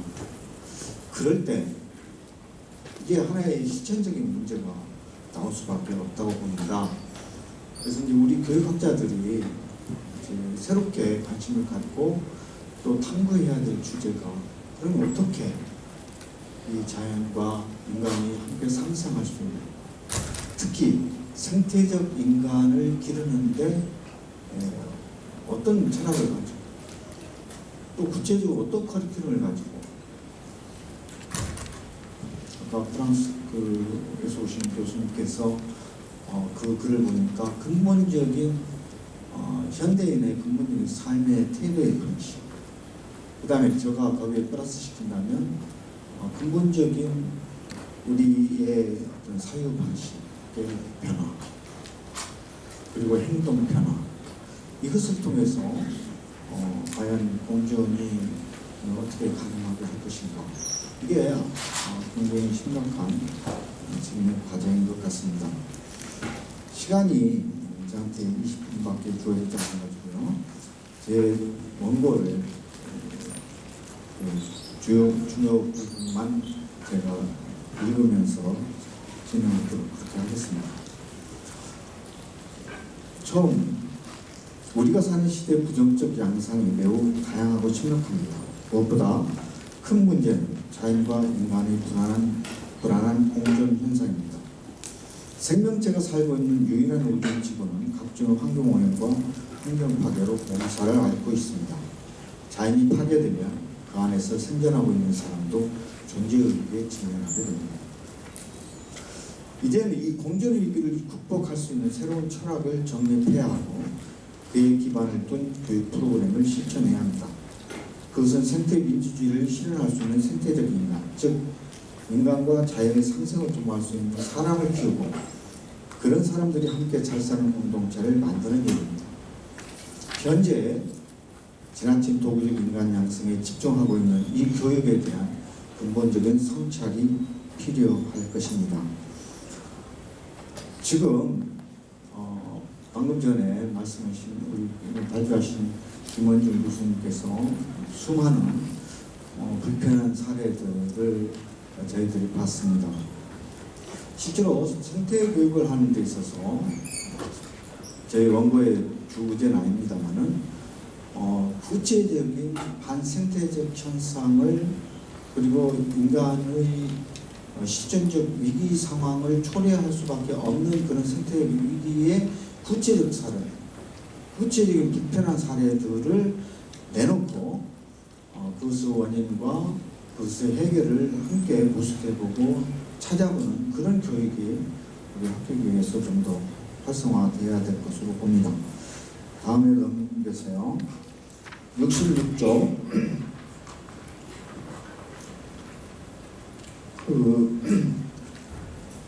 이때서 마지막 이상과 같은 불편한 사례들 한번 보시겠습니까? 이상과 같은 불편한 사례들은 학생들이 관심을 가져야 될 탐구 주제입니다.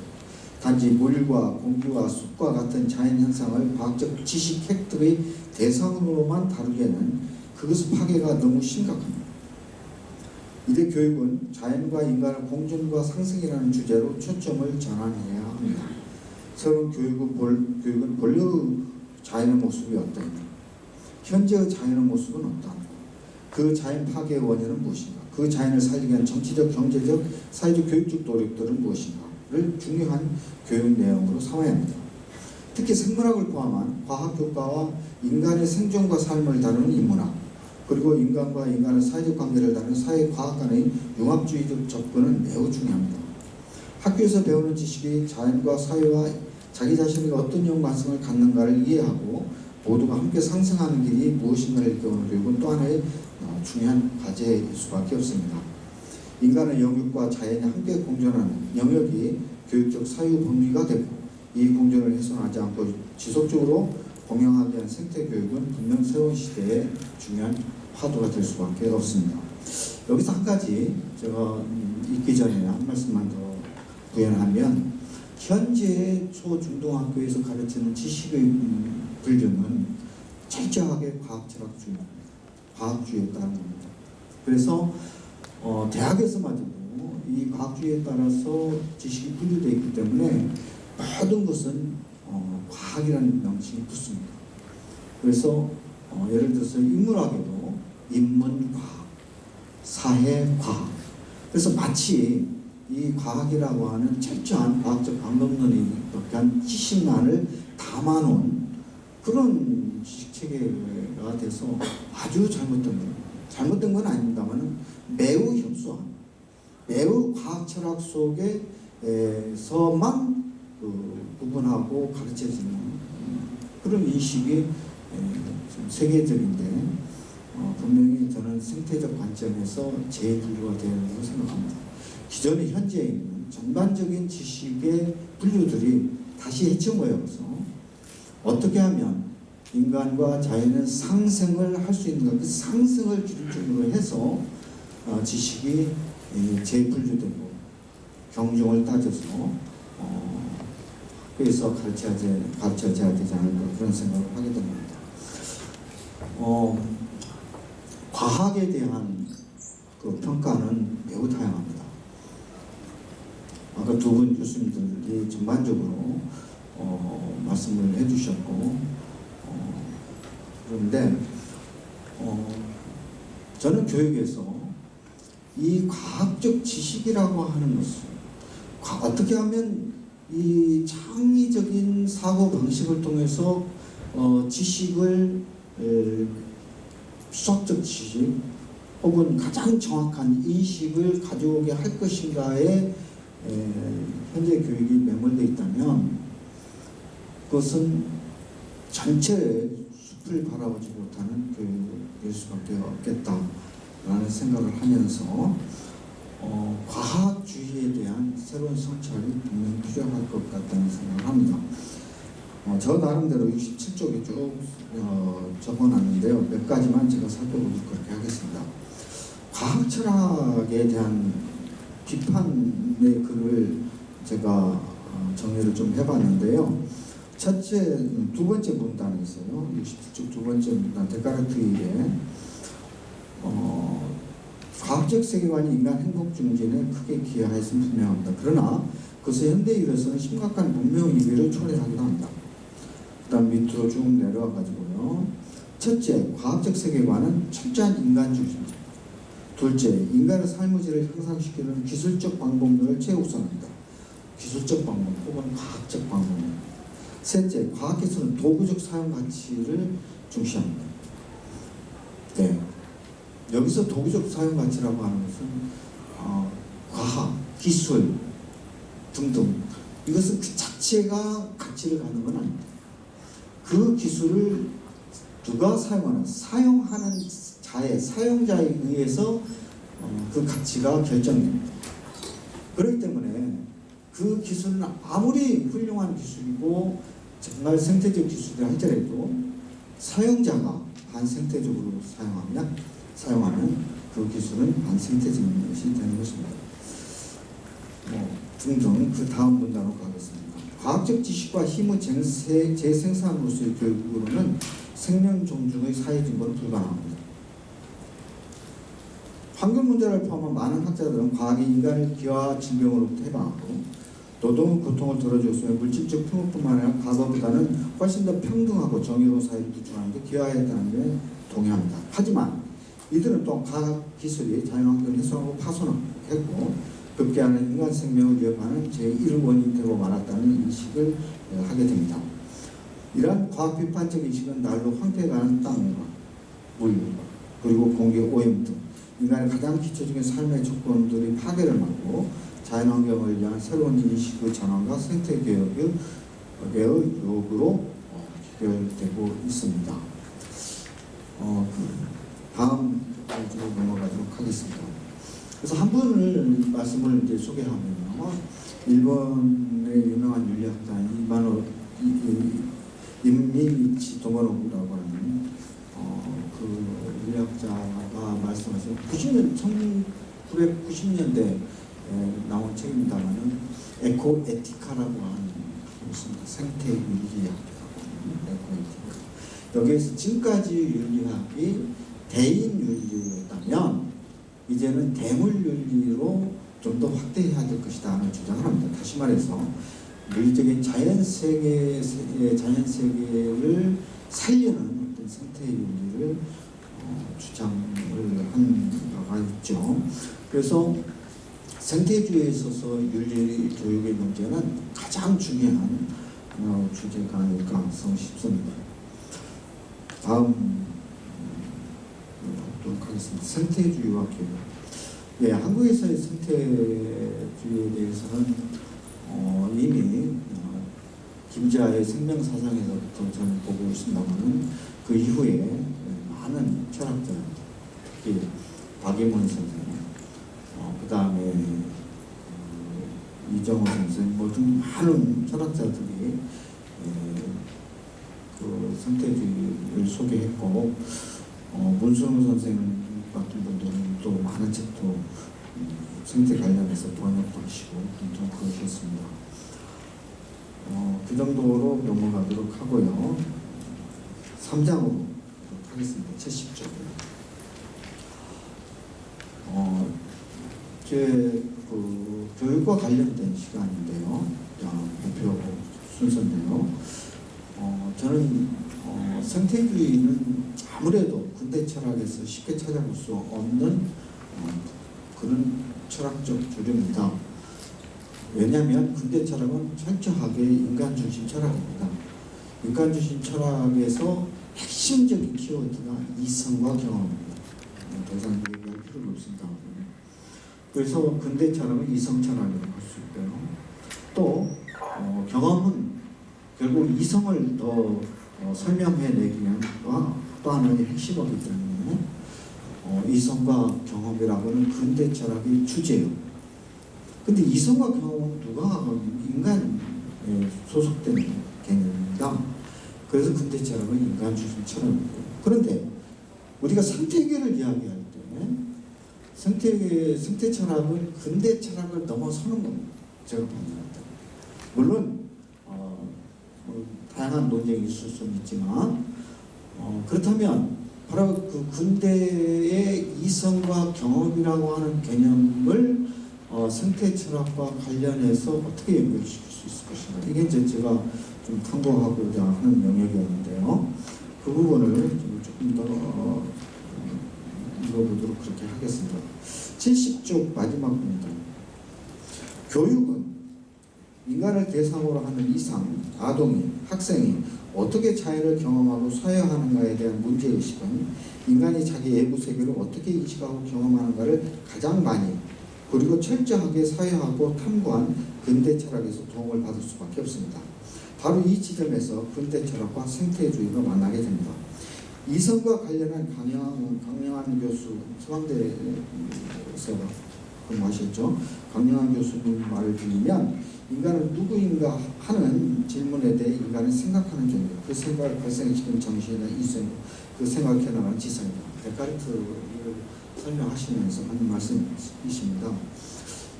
그 이성적 능력으로 세계에 대한 지식을 끌어냅니다. 인간과 자연의 상승에 대한 인식의 통로는 인간의 이성입니다. 이성은 명석하고 판명하게 구사됩니다. 그런 방법으로 이성은 우주와 자연의 본질을 발견할 수 있습니다. 예를 들어 보겠습니다. 수의 생태계의 흙과 나무와 꽃들과 그들 속에서 뛰는 온갖 새들과 서식하는 동물들의 다양한 생태관계를 올바로 인식하는 통로는 이성입니다. 또한 숲을 파괴하는 원인을 파악하고 미학적이고 생명이 숨쉬는 숲의 생태계를 되살리는 길은 인식의 능력이자 책무입니다. 우리는 그러한 인식 능력을 생태적 이성이라고 부릅니다. 사회생존자 북치는 이를 변증법적 이성이라고도 합니다. 하여튼 밑에서 네 번째 줄. 그런 이 이성은 나무와 숲을 도구화하는 이성이 아니라 숲과 인간의 조화를 추구하는 생태적 이성입니다. 북치는 생태위기의 마지막 희망은 생태적 이성을 지닌 사람일 수밖에 없다고 보았습니다. 유명한 사회생존자 북치. 생태계를 훼손하고 파괴하는 것은 인간의 물질적 욕망과 분출 때문이지만 생태위기를 성찰하고 치유할 수 있는 지구상의 유일한 존재도 인간일 수밖에 없기 때문에 그의 생태적 이성 능력을 기른 교육과는 매우 중요하다고 할 수밖에 없습니다. 그래서 새로운 세대들을 위한 생태적 이성 기르기는 아주 중요한 과제일 수밖에 없겠다. 두 번째, 생태적 경험 촉진하기. 두 번째 문단으로 가겠습니다. 경험은 이성과 함께 근대 철학의 또 다른 주 개념입니다. 이성과 마찬가지로 경험은 아동으로 하여금 자연을 인식하고 그 세계와 감화하는 통로입니다. 다음 문단. 확실히 로크의 경험 철학은 생태교육에 있어 매우 중요한 방법론적 토대를 제공하고 있습니다. 무엇보다도 학생들의 생태 체험을 통해 자연에 대한 감각적 인식이 생겨나고 그 인식을 발판으로 삼아 자연 생태계에 대한 지성적 인식과 가치 판단이 이루어진다는 것은 매우 설득력이 있어 보입니다. 요즘 생태교육 부분하고 숲교육이 유행입니다. 숲이라는 자연은 인간, 특히 아동과 관계 속에서 그것의 교육적 가치는 매우 심대합니다. 숲은 그 자체로 내재된 가치를 지닙니다. 흔히 숲 치유와 같이 숲에서 생성된 피톤치드를 통해 심신의 치유를 체험하는 것, 숲을 거니며 나무를 품고 상호 감흥되는 생명의 일체감 등은 자연의 내재된 가치를 인간이 공유하게 되는 것입니다. 이 공유의 힘이 바로 숲이라는 생태 교육을 통해 생성할 수 있는 소중한 교육의 힘인 것입니다. 다음 나가는 말 보겠습니다. 결국은 제가 판단할 때는 과학이 문제입니다. 그것이 인간에게 편리와 풍요의 욕망을 부추깁니다. 과학기술이 일상화된 삶의 장에서 그것이 경제적 가치 창출의 목적으로만 활용될 때 후쿠시마 원자력 발전소 지향 이상의 비참한 결과를 낳을 것임은 분명해 보입니다. 특히 먹는 식량에서부터 일상생활의 풍요와 편리를 가져다주는 과학기술의 이용 가치가 어느 기업, 국가 혹은 부자들에게 집중할 때 그것은 인류와 자연을 해치는 탈선의 질주를 계속하게 될 것입니다. 과학기술이 특정한 사용을 독점한 이들은 이윤을 추구하는 것에 그치지 않고 이를 진리로 정당화시키는 정치와 교육을 계속적으로 조작할 것이기 때문입니다. 인간의 탐욕이 과학의 탈선을 또한 부추깁니다. 인간은 끊임없는 욕심이 더 많은 생산과 소비를 부추기고 그것을 위한 부를 축적하며 그 부는 다시 새로운 생산기술을 개발하는 힘으로 작동합니다. 오늘날 과학과 기술은 새롭고 창의적이라는 가면만 쓰면 거의 아무런 법과 규범의 제재를 받지 않고 나갑니다. 그러나 새로운 세계의 진보는 정신적 여유 혹은 영성의 풍요로움이 있을 때 가능하다고 봅니다. 진보 원동력은 과학적 지식과 기술의 무분별한 소유를 위해 정신없이 앞만 보고 뛰는 인재가 아닙니다. 새 시대가 필요로 하는 인재는 자신이 배운 과학적 지식을 생태적 진보에 적용할 수 있는 자이고 인간과 자연의 상생의 철학을 가지고 자신의 영적 풍요로움을 추구하는 자입니다. 과학시대는 이런 인재를 필요로 할 것입니다. 마지막입니다. 현대교육은 세계적 위기 현상을 비판적으로 성찰할 뿐만 아니라 그 위기의 근원을 밝히고 과학시대의 변화 가형을 탐구하면서 생태적 미래사회를 건설하는 생태적 이성이 발달된 보다 차원 높은 인간을 만드는 일입니다. 이것이 현대교육에 주어진 하나의 과제이자 책무라고 생각을 합니다. 이상으로 마치도록 하겠습니다. 세 가지 이야기가 아주 굉장히 잘 밸런스 있게 된 것 같습니다. 우리 성경 얘기도 듣고 생태 우리 문제를 바라보는 그 근원에 어떤 우리의 신학적인 그런 배경, 성경적인 그런 배경 어떻게 가져야 되는가 하는 그리고 그것이 갖고 있는 변증법적인 그런 긴장 이런 것부터 시작을 해서 구체적인 그런 우리 생태 위기에 대한 이야기도 듣고요. 그리고 마지막 교육으로 또 마무리하게 된 것도 굉장히 적절했다고 생각이 됩니다. 우리 그런 긴장 속에서 또 앞에 런닝 교수님께서 말씀하셨는데 낙관하지만 그래도 계속 낙관하지 않지만 그러나 희망을 갖고 있지만 그래도 낙관하고 바라보지만은 않는 그런 긴장 상태를 유지할 수 있게 하는 것은 교육의 힘이 아닌가 그런 생각을 해봅니다. 여러분들 말씀 들으시면서 코멘트 하시면은 시간이 없고요. 가능하면 아까 들으신 내용들 가운데서 혹시 아직 좀 잘 의문이 좀 있으시거나 혹은 좀 더 얘기 드리고 싶으신 것들이 있으면 질문을 받도록 하겠습니다. 그러니까 결국은 어떻게 그런 긴장이라는 거 우리가 어떤 한 가지 원칙을 갖게 되면요. 낙관하면 뭔가 우리가 개발하고 답을 찾으려는 노력을 할 거고요. 비관한다면 그냥 하늘 바라보고 우리 죄를 회개하고 세상에 대해서 아파하고 그냥 그러면서 그냥 있는 거로 그냥 머무르게 되는 그 양쪽 극단으로 가기가 쉬운데 그 두 가지를 다 긴장으로 견지를 하는 상황이 여전히 이래야 되나 저래야 되나 그냥 우물쭈물하면서 우리가 행동하는 데에는 굉장히 어려운 상황이 벌어지는 것 같은데 혹시 제가 잘못 이해한 건지 그 다이얼렉틱한 어떤 인식을 한다는 거요, 태도를 갖는다는 거가 네네. 그 긴장, 예, 그런 긴장을 우리 행동하는 것 할 때는 이제 우유부단성, 그러니까 그거하고 되는데 그거하고는 어떻게 다른 걸 읽는지 좀 확신해 주시면 좋겠네요.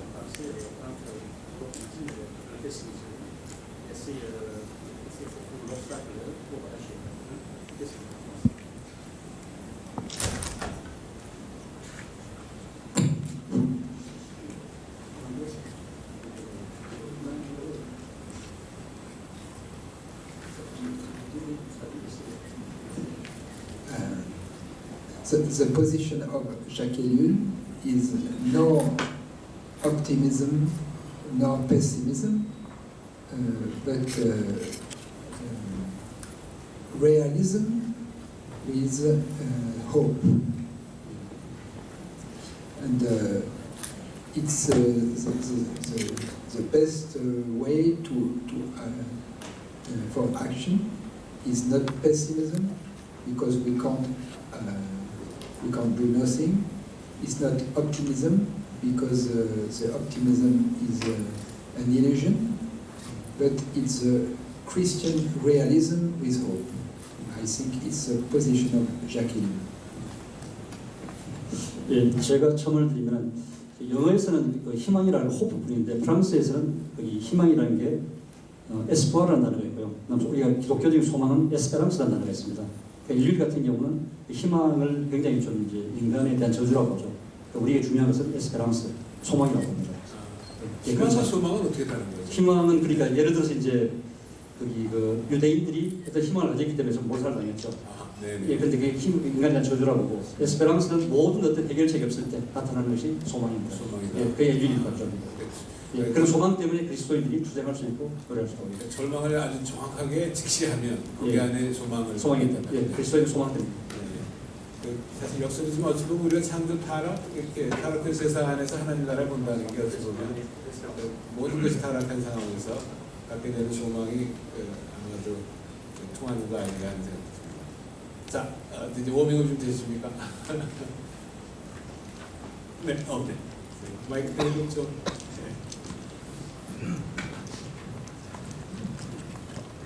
우리 패널에 좀 얘기 들을 수 있도록 짧게 해주십시오. 우리 프랑스 교수님께 여쭤보고 싶은데, 이제 그 엘룰의 그런 입장에서 볼 때 원자력 발전 부분에 대해서 이제 좀 부정적으로 이렇게 했는데, 조금 더 구체적으로 좀 어떤 엘룰의 관점에서 원자력 부분을 어떻게 그렇게 해결할까, 또 접근하는 부분을 좀 말씀해 주시면 좋겠습니다. 네, 주연이시네요. 원자력. 예, 원자력.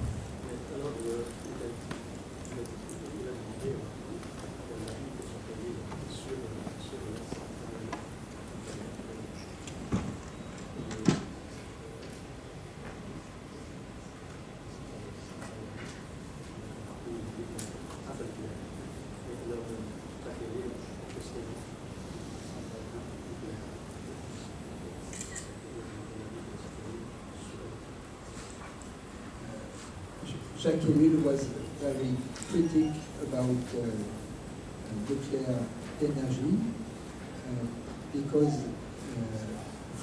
when the French state decided to develop nuclear energy, we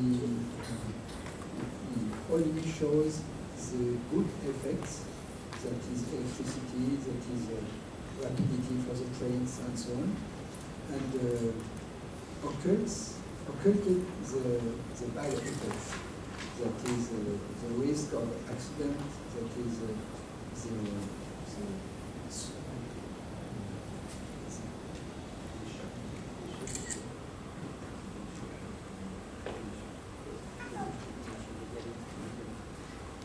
pollution. And for Jacques Ellul, every innovation, every technological innovation has good effects and bad effects. And the nuclear is a good example, but the discourse of the state is to occult the bad effects and say only the good effects. And that Jacques Ellul wanted that we become citizens with lucidity on all the effects of a technological innovation. 제가 설명을 드리면 LG 같은 경우는 이제 발전소 반대가 주장됐었어요. 환경보험동의 시조인데 LG 같은 경우는 이제 기술의 양면성을 얘기하죠. 양면성, 좋은 면만 그 두 개를 분리할 수 없다.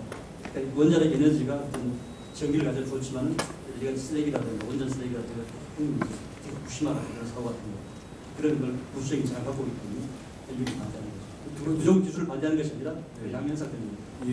오늘 김원중 교수님하고 사실은 두분 다 사실은 이 중요한 이슈일 것 같아요. 혹시 오늘 오신 분들한테 혹시 평소에 가지고 계셨던 원자력에 대한 이야기할 수 있으셨으면 좀 해주시고 좀 보충해 주시면 어떨까요? 그건 어떻게 원자력에 대해서 생각하는 거예요?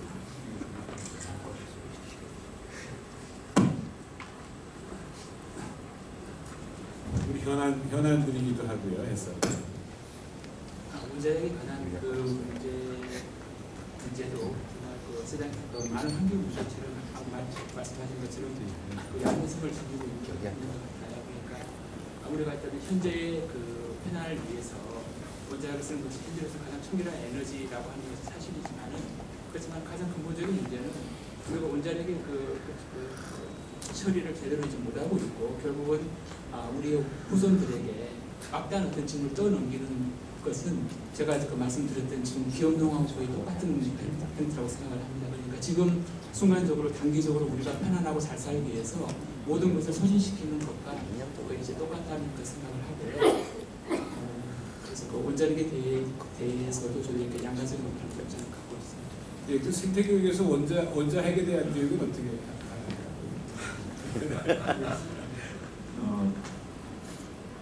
적어도 이제 첨단 과학과 관련해서 쉽게 우리가 답을 내기는 어려울 것 같습니다. 저 개인적으로는 원자력을 반대합니다. 이런 그 5대 신화라고 원자력의 5대 신화라는 게 있는데 갑자기 이제 생각이 잘 안 나는 게 그 중에 가장 중요한 게 청정 에너지다. 그리고 그 대한 에너지로서 그 이상 현재 인류가 유명한 일이 없다. 좀 여러 가지 이야기를 하는데요. 그럼에도 불구하고 그런 교수께서 말씀하신 대로 결국은 우리 세대들 그리고 우리 다음 세대들의 삶의 문제로 직결되어 있는 것이 원자력 아닐까 싶고요. 지금 당장에 우리는 후쿠시마에서 오는 거기에서 배수산물들이고 우리는 굉장히 염려하고 걱정을 많이 하면서도 그 탈원전에 대한 정책에 대해서 굉장히 반대하고 그런 이중성을 좀 나라하고 그런 거 있죠. 근데 궁극적으로는 이 첨단 과학이 한 번 터져버리면 뭐 수십만 그리고 그 지역 일대가 전부 다 대재앙을 가져오기 때문에 단 0.001%의 문제지 다른 그것이 문제지 그런 문제를 안이하게 단순한 경제적 이익 측면에서만 계산이 됩니다. 그래서 생각을 합니다. 뭐 항상 뭐 어떻게 해야 되는가라는 것이 항상 어려운데요.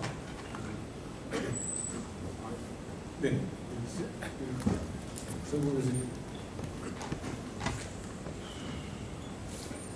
그러면 교수님께 질문을 하려고 싶은데 우리가 알기로 프랑스의 지식인들만큼 사회 문제에 대해서 발언을 많이 하는 그런 나라가 없거든요. 항상 이 사회 여러 가지 문제에 대해서 여러 학자들이 비판을 많이 하는데 지금 원자력 발전 문제는 유럽에서 프랑스가 제일 많이 지금 갖고 있어요. 저는 개인적으로 원자력 발전에 반대하는 사람인데 우리 한국에서 원자력 발전을 지지하는 사람들이 항상 사용하는 게 프랑스입니다. 프랑스는 선진국인데도 원자력 발전소를 이렇게 많이 갖고 있지 않느냐. 그걸 가지고 뭐 여러 가지 이유 가운데 하나로 우리 프랑스를 배워야 되지 않냐 이렇게 주장했단 말이에요. 지식인들이 그렇게 많고 그렇게 계속해서 그 사회에 대해서 발언을 하는데 왜 프랑스는 계속해서 그렇게 그 원자력 발전소를 많이 가지고 있는지 한번 그 프랑스 지식인으로서 한번 의견을 좀 말씀해 주시면 그래서 편하신지 아니면 불편하신지.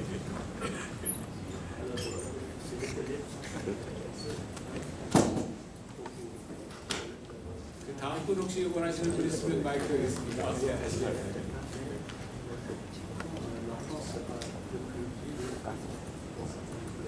사실 우리나라도 뭐 우리나라에서 이제 끈다 그러면서 수출 열심히 하려고 하고 있고 그렇죠.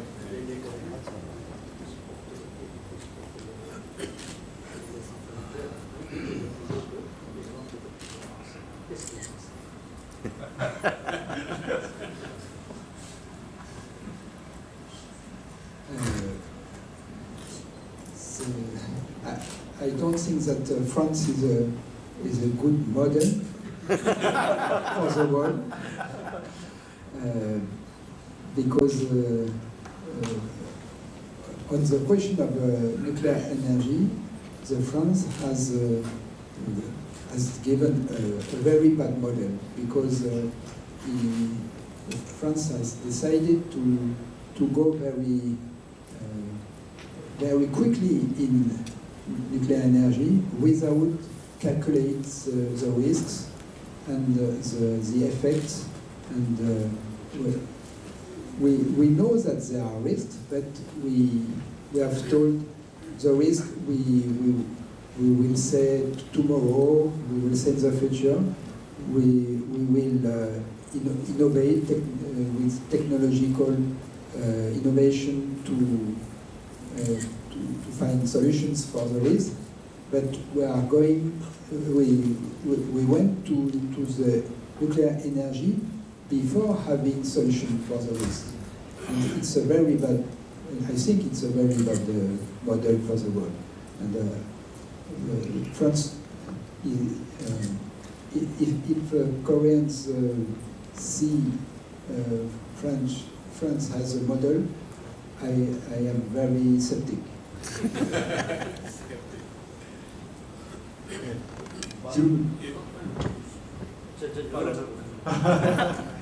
질문 하나 드리겠습니다. 최근에 한국이 그 정치력을 이제 희망하는 그런 것 때문에 굉장히 어려움을 많이 겪고 있습니다.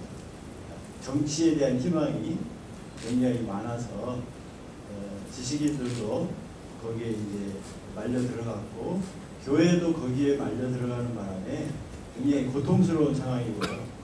근데 이것은 한국만이 아니고 지금 전 세계적인 상황인 것 같습니다. 우리가 생태를 얘기할 때 이제 뭐 자연이다, 과학이다 주로 많이 얘기를 하지만 이 정치도 굉장히 중요한 생태의 하나인데 이 전 세계적으로 이렇게 정치력에 대한 희망이 분출되는 이런 현상들을 경험하고 있는데 아까 발표 자료에 일탈적 참여라고 하는 그런 새로운 단어를 제가 듣게 됐어요. 자크 엘릴의 그 사유에서는 일탈적 참여라고 이야기를 하는 부분이 구체적으로 어떤 행동으로 나타나고 있는지 한번 예를 좀 들어주시면 좋을 것 같습니다. 저도 사실 굉장히 궁금한 분이었습니다. 불러도 말씀하시라고. 네네네, 그렇게 해주시면 좋겠습니다. 예예예. 그 통역을 하실 때 편하게. 본인도 편하게. 그 아마 그 거리 두기 뭐 이런 개념하고도 관련이 있지 않을까 생각이 들었습니다. 그러니까 떨어져서 설명하는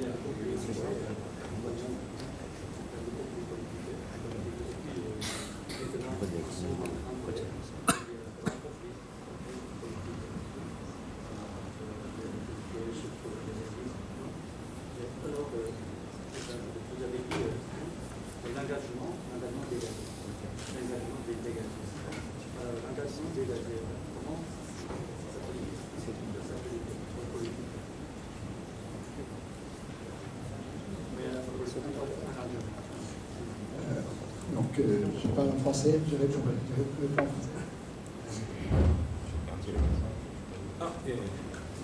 예, 짧습니다. 지금 줄이 좀 짧아서 지금 넘어오시는 나랑 딴거 뺄까봐 제가.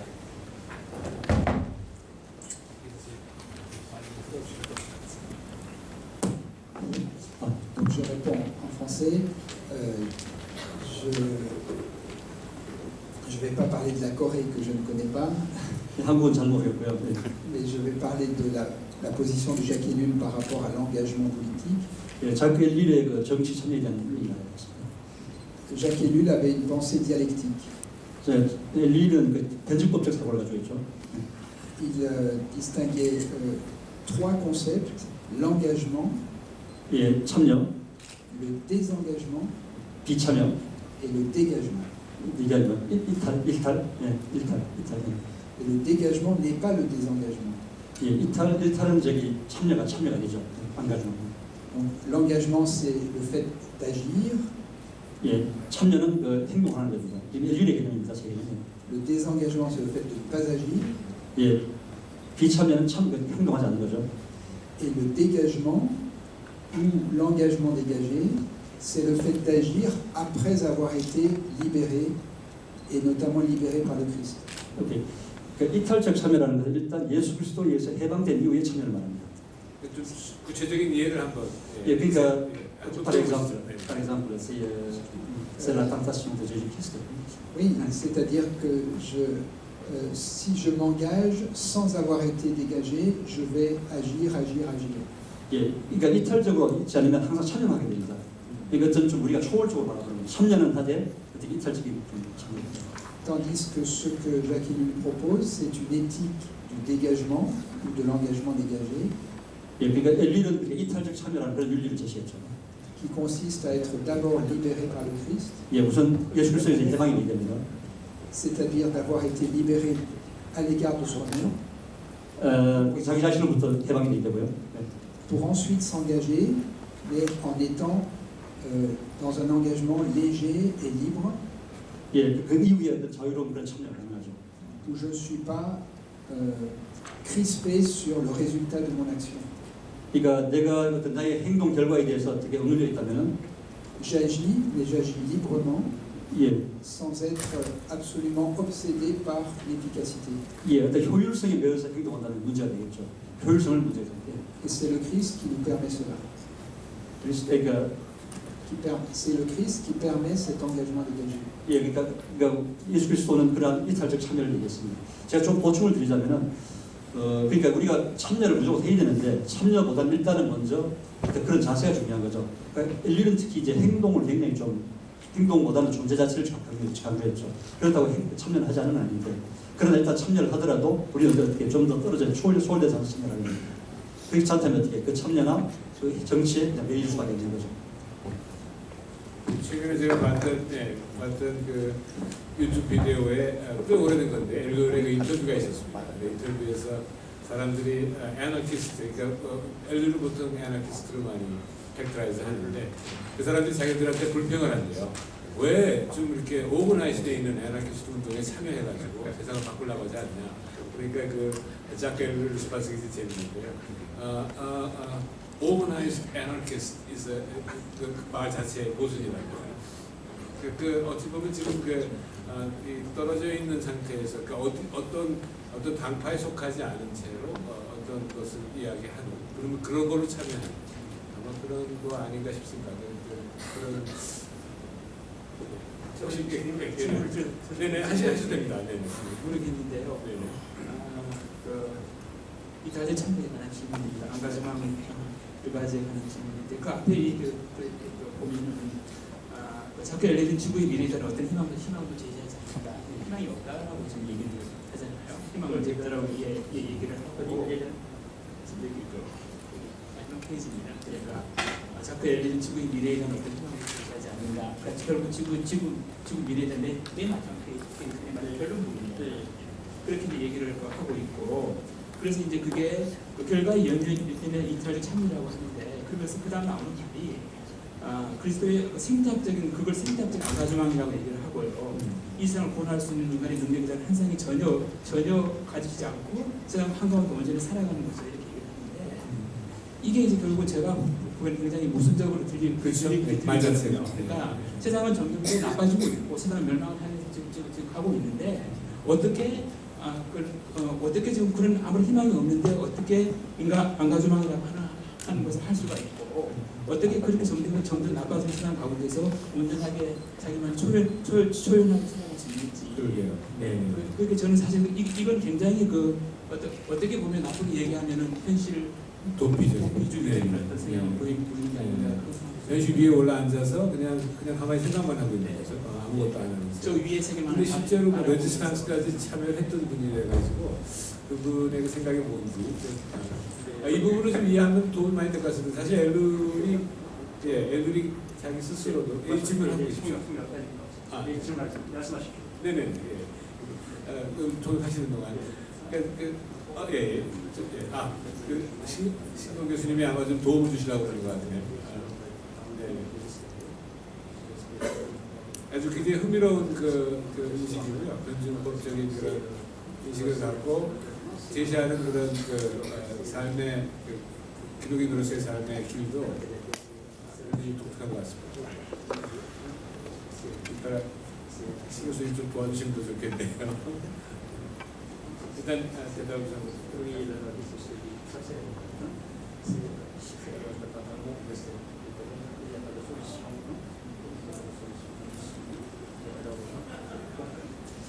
Alors, en français, l'engagement dégagé n'est pas du tout une fuite au ciel. 여기 이탈적 참여는 절대로 하늘로의 도피가 아닙니다. Il s'agit d'un engagement dans le monde, 이건 세상 속에 참여하는 겁니다. mais différent des autres engagements dans le monde. 예, 그거는 이탈적 참여 다른 참여자가 됩니다, 세상에. Parce que les chrétiens ne sont pas du monde, même s'ils sont dans le monde. 그러니까 이 세상의 그리스도인들은 다른 사람들과 다르기 때문에. C'est la distinction dans l'évangile de Jean entre être du monde et être dans le monde. Les chrétiens, ils sont dans le monde, ils ne sont pas du monde. 그러니까 예수 그리스도인들은 이 세상에 있지만 세상에 속해 있지 않습니다. Mais ils n'ont pas à sortir du monde puisque leur mission est dans le monde. Ils ne doivent pas sortir du monde. 그러니까 확실히 세상에 나올 수는 없지만은 Ils doivent être présents au monde. 예, 세상이 존재해야 됩니다. Et si le monde est désespéré, 예, 세상이 절망적이라면 c'est précisément là que surgit l'espérance. Dans le monde désespéré, il y a la place pour l'espérance. 그러니까 세상이 절망적이라면 어떤 그 소망을 위한 자리가 있다는 겁니다. Alors, Jacques Ellul fait la distinction entre espoir et espérance. Je ne sais pas si en coréen on peut faire la différence. 예, 그러니까 아까 말씀드렸던 희망과 소망 사이의 간격이죠. 그런 문제. Pour Jacques Ellul, l'espérance c'est le contraire de l'espoir. 예, 자클릴에게는 그 소망은 희망과 정반대되는 것입니다. Là aussi, c'est une pensée dialectique avec trois termes. 예, 세 가지 용어로 된 변증법이 있습니다. Le désespoir, 예, l'espoir, 절망과 désespoir, espoir, espérance. 예, 절망과 그다음 희망과 소망입니다. L'espoir, c'est la possibilité de changer, d'améliorer la situation à vue humaine. 예, 그러니까 아까 말씀드렸듯이 그러니까 희망이라는 것은 이 세상의 상황을 변화시키겠다는 그런 기대입니다. 가능성입니다. Le désespoir, c'est l'absence complète d'issue, de solution. 예, 그러니까 절망이라는 것은 전혀 어떤 해결책이 없다는 거죠. Et l'espérance surgit quand il n'y a plus de solution, donc dans le désespoir. 예, 소망이라는 것은 전혀 해결책이 없고 그런 희망이 없을 때 생기는 겁니다. L'espoir est une catégorie profane. 예, 희망은 어떤 그런 세속적인 그런 의미입니다. L'espérance est une catégorie chrétienne. 예, 소망은 기독교적인 그런 카테고리. Et l'espérance repose sur les promesses de Dieu. L'espérance, il y a de l'espérance parce que Dieu tient ses promesses. 예, 하나님이 약속하셨기 때문에 소망이 있는 겁니다. Tout au long de la Bible, Dieu fait des promesses et tient ses promesses. 예, 하나님은 항상 그 약속을 지키시죠. Et donc aujourd'hui, si nous pouvons avoir de l'espérance, c'est parce que nous croyons en un Dieu qui tient ses promesses. 예, 우리가 소망을 가지는 것은 하나님이 그런 약속을 지키시죠. Donc quand il n'y a plus de solution à vue humaine, c'est là que surgit l'espérance en un Dieu qui est en dehors du monde et qui tient ses promesses. C'est dans un monde désespéré, il n'y a plus d'issue, il n'y a plus de solution pour les hommes. Mais il y a l'espérance parce que Dieu tient ses promesses. 예, 그러니까 절망적인 세상에서 더 이상 출구 없을 때라도 하나님 약속하시기 때문에 우리가 소망이 있는 거예요. 예, 뭐 아마도 신수님 마지막으로 한번 코멘트 아니, 사실 제 질문은 김원중 교수님께 지금 하는 얘기 중에 그 한마디 혹시 도움이 됐을까? 이 지금 하시고 있는 이거는 이분의 전체 삶을 보면 굉장히 그 기술 또 특별히 기술 중에 이 미디어 기술, 소프트 파워 이런 것들에 대해서 비판을 하고 있지만 본인 자신은 기술에 굉장히 깊은 이해를 가지고 또 그것을 바라볼 수 있는 안목을 가진 사람이에요. 그러니까 기술 밖에서 기술을 비판하는 게 아니고 정말 아까 얘기한 대로 이탄적 참여를 실제로 비판을 통해서 하고 있는 거예요. 이게 사실은 어떤 면에 철학의 전통일 수도 있습니다. 플라톤 같은 경우에 그 아테네 현실 속에 자기 스승이 이제 정치적으로 희생당하는 걸 보면서 정치에 참여를 하는 대신 교육을 택하고 글쓰기를 택하잖아요. 이게 사실 그 부분을 되게 어떻게 얘기하면 바로 이런 식으로 합니다. 그러니까 또 다른 형태의 정치라고 봅니다. 그래서 그런 말을 실제로 써요. Another way of doing politics라고. 그래서 이탈적 참여하는 거는 뭐 거기서 물러나오거나 또는 절망하거나 이런 것이 아니고 실제 인게이지를 아까중만을 하는 거예요. 하는데 다른 방식으로 하는 거예요. 그래서 그게 바로 지금 끝에 얘기하신 기독교인이 이 세상 속에 있다 하는 아까중만입니다.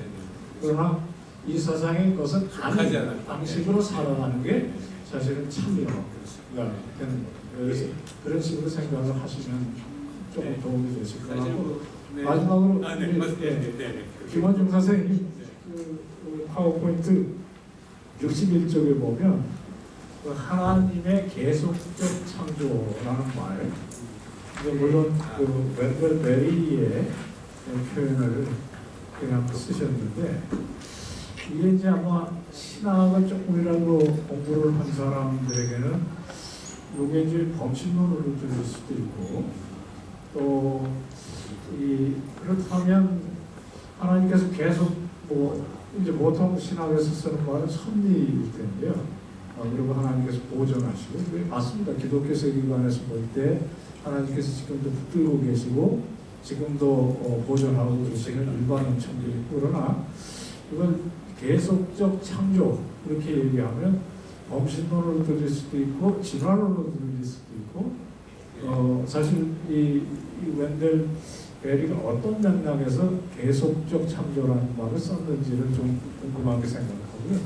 그 바로 위에 이제 창세기 1장 28절과 더불어서 보통 이제 그걸 중화시킨다고 그러니까 요즘도 아까 장수영 교수님도 얘기하신 기독교인이 이제 린 화이트 이후에 창세기 1장 28절 때문에 비판당하는 걸 피하기 위해서 창세기 2장 15절에 에덴 동산을 가꾸고 돌보라는 말씀으로 이제 균형을 잡으려고 하는데 혹시 그런 뜻으로 이 계속적 창조를 인간을 문화 창조의 존재로 사용하신 걸 이런 뜻으로 쓰는 거지 그게 좀 궁금했어요. 그래서 말씀을 좀 해주시면 우리 김원중 교수님 말씀이 끝나시면 아주 거의 기록적인 오늘 어텐던스일 것 같은데요. 기념사진 하나 꼭 찍어야 되겠습니다. 그러니까 말씀이 끝나면 전부 전진을 하셔가지고 무대로 올라오셔서 사진 한 장 찍고 그림으로 정리하면서 총회를 하도록 하겠습니다.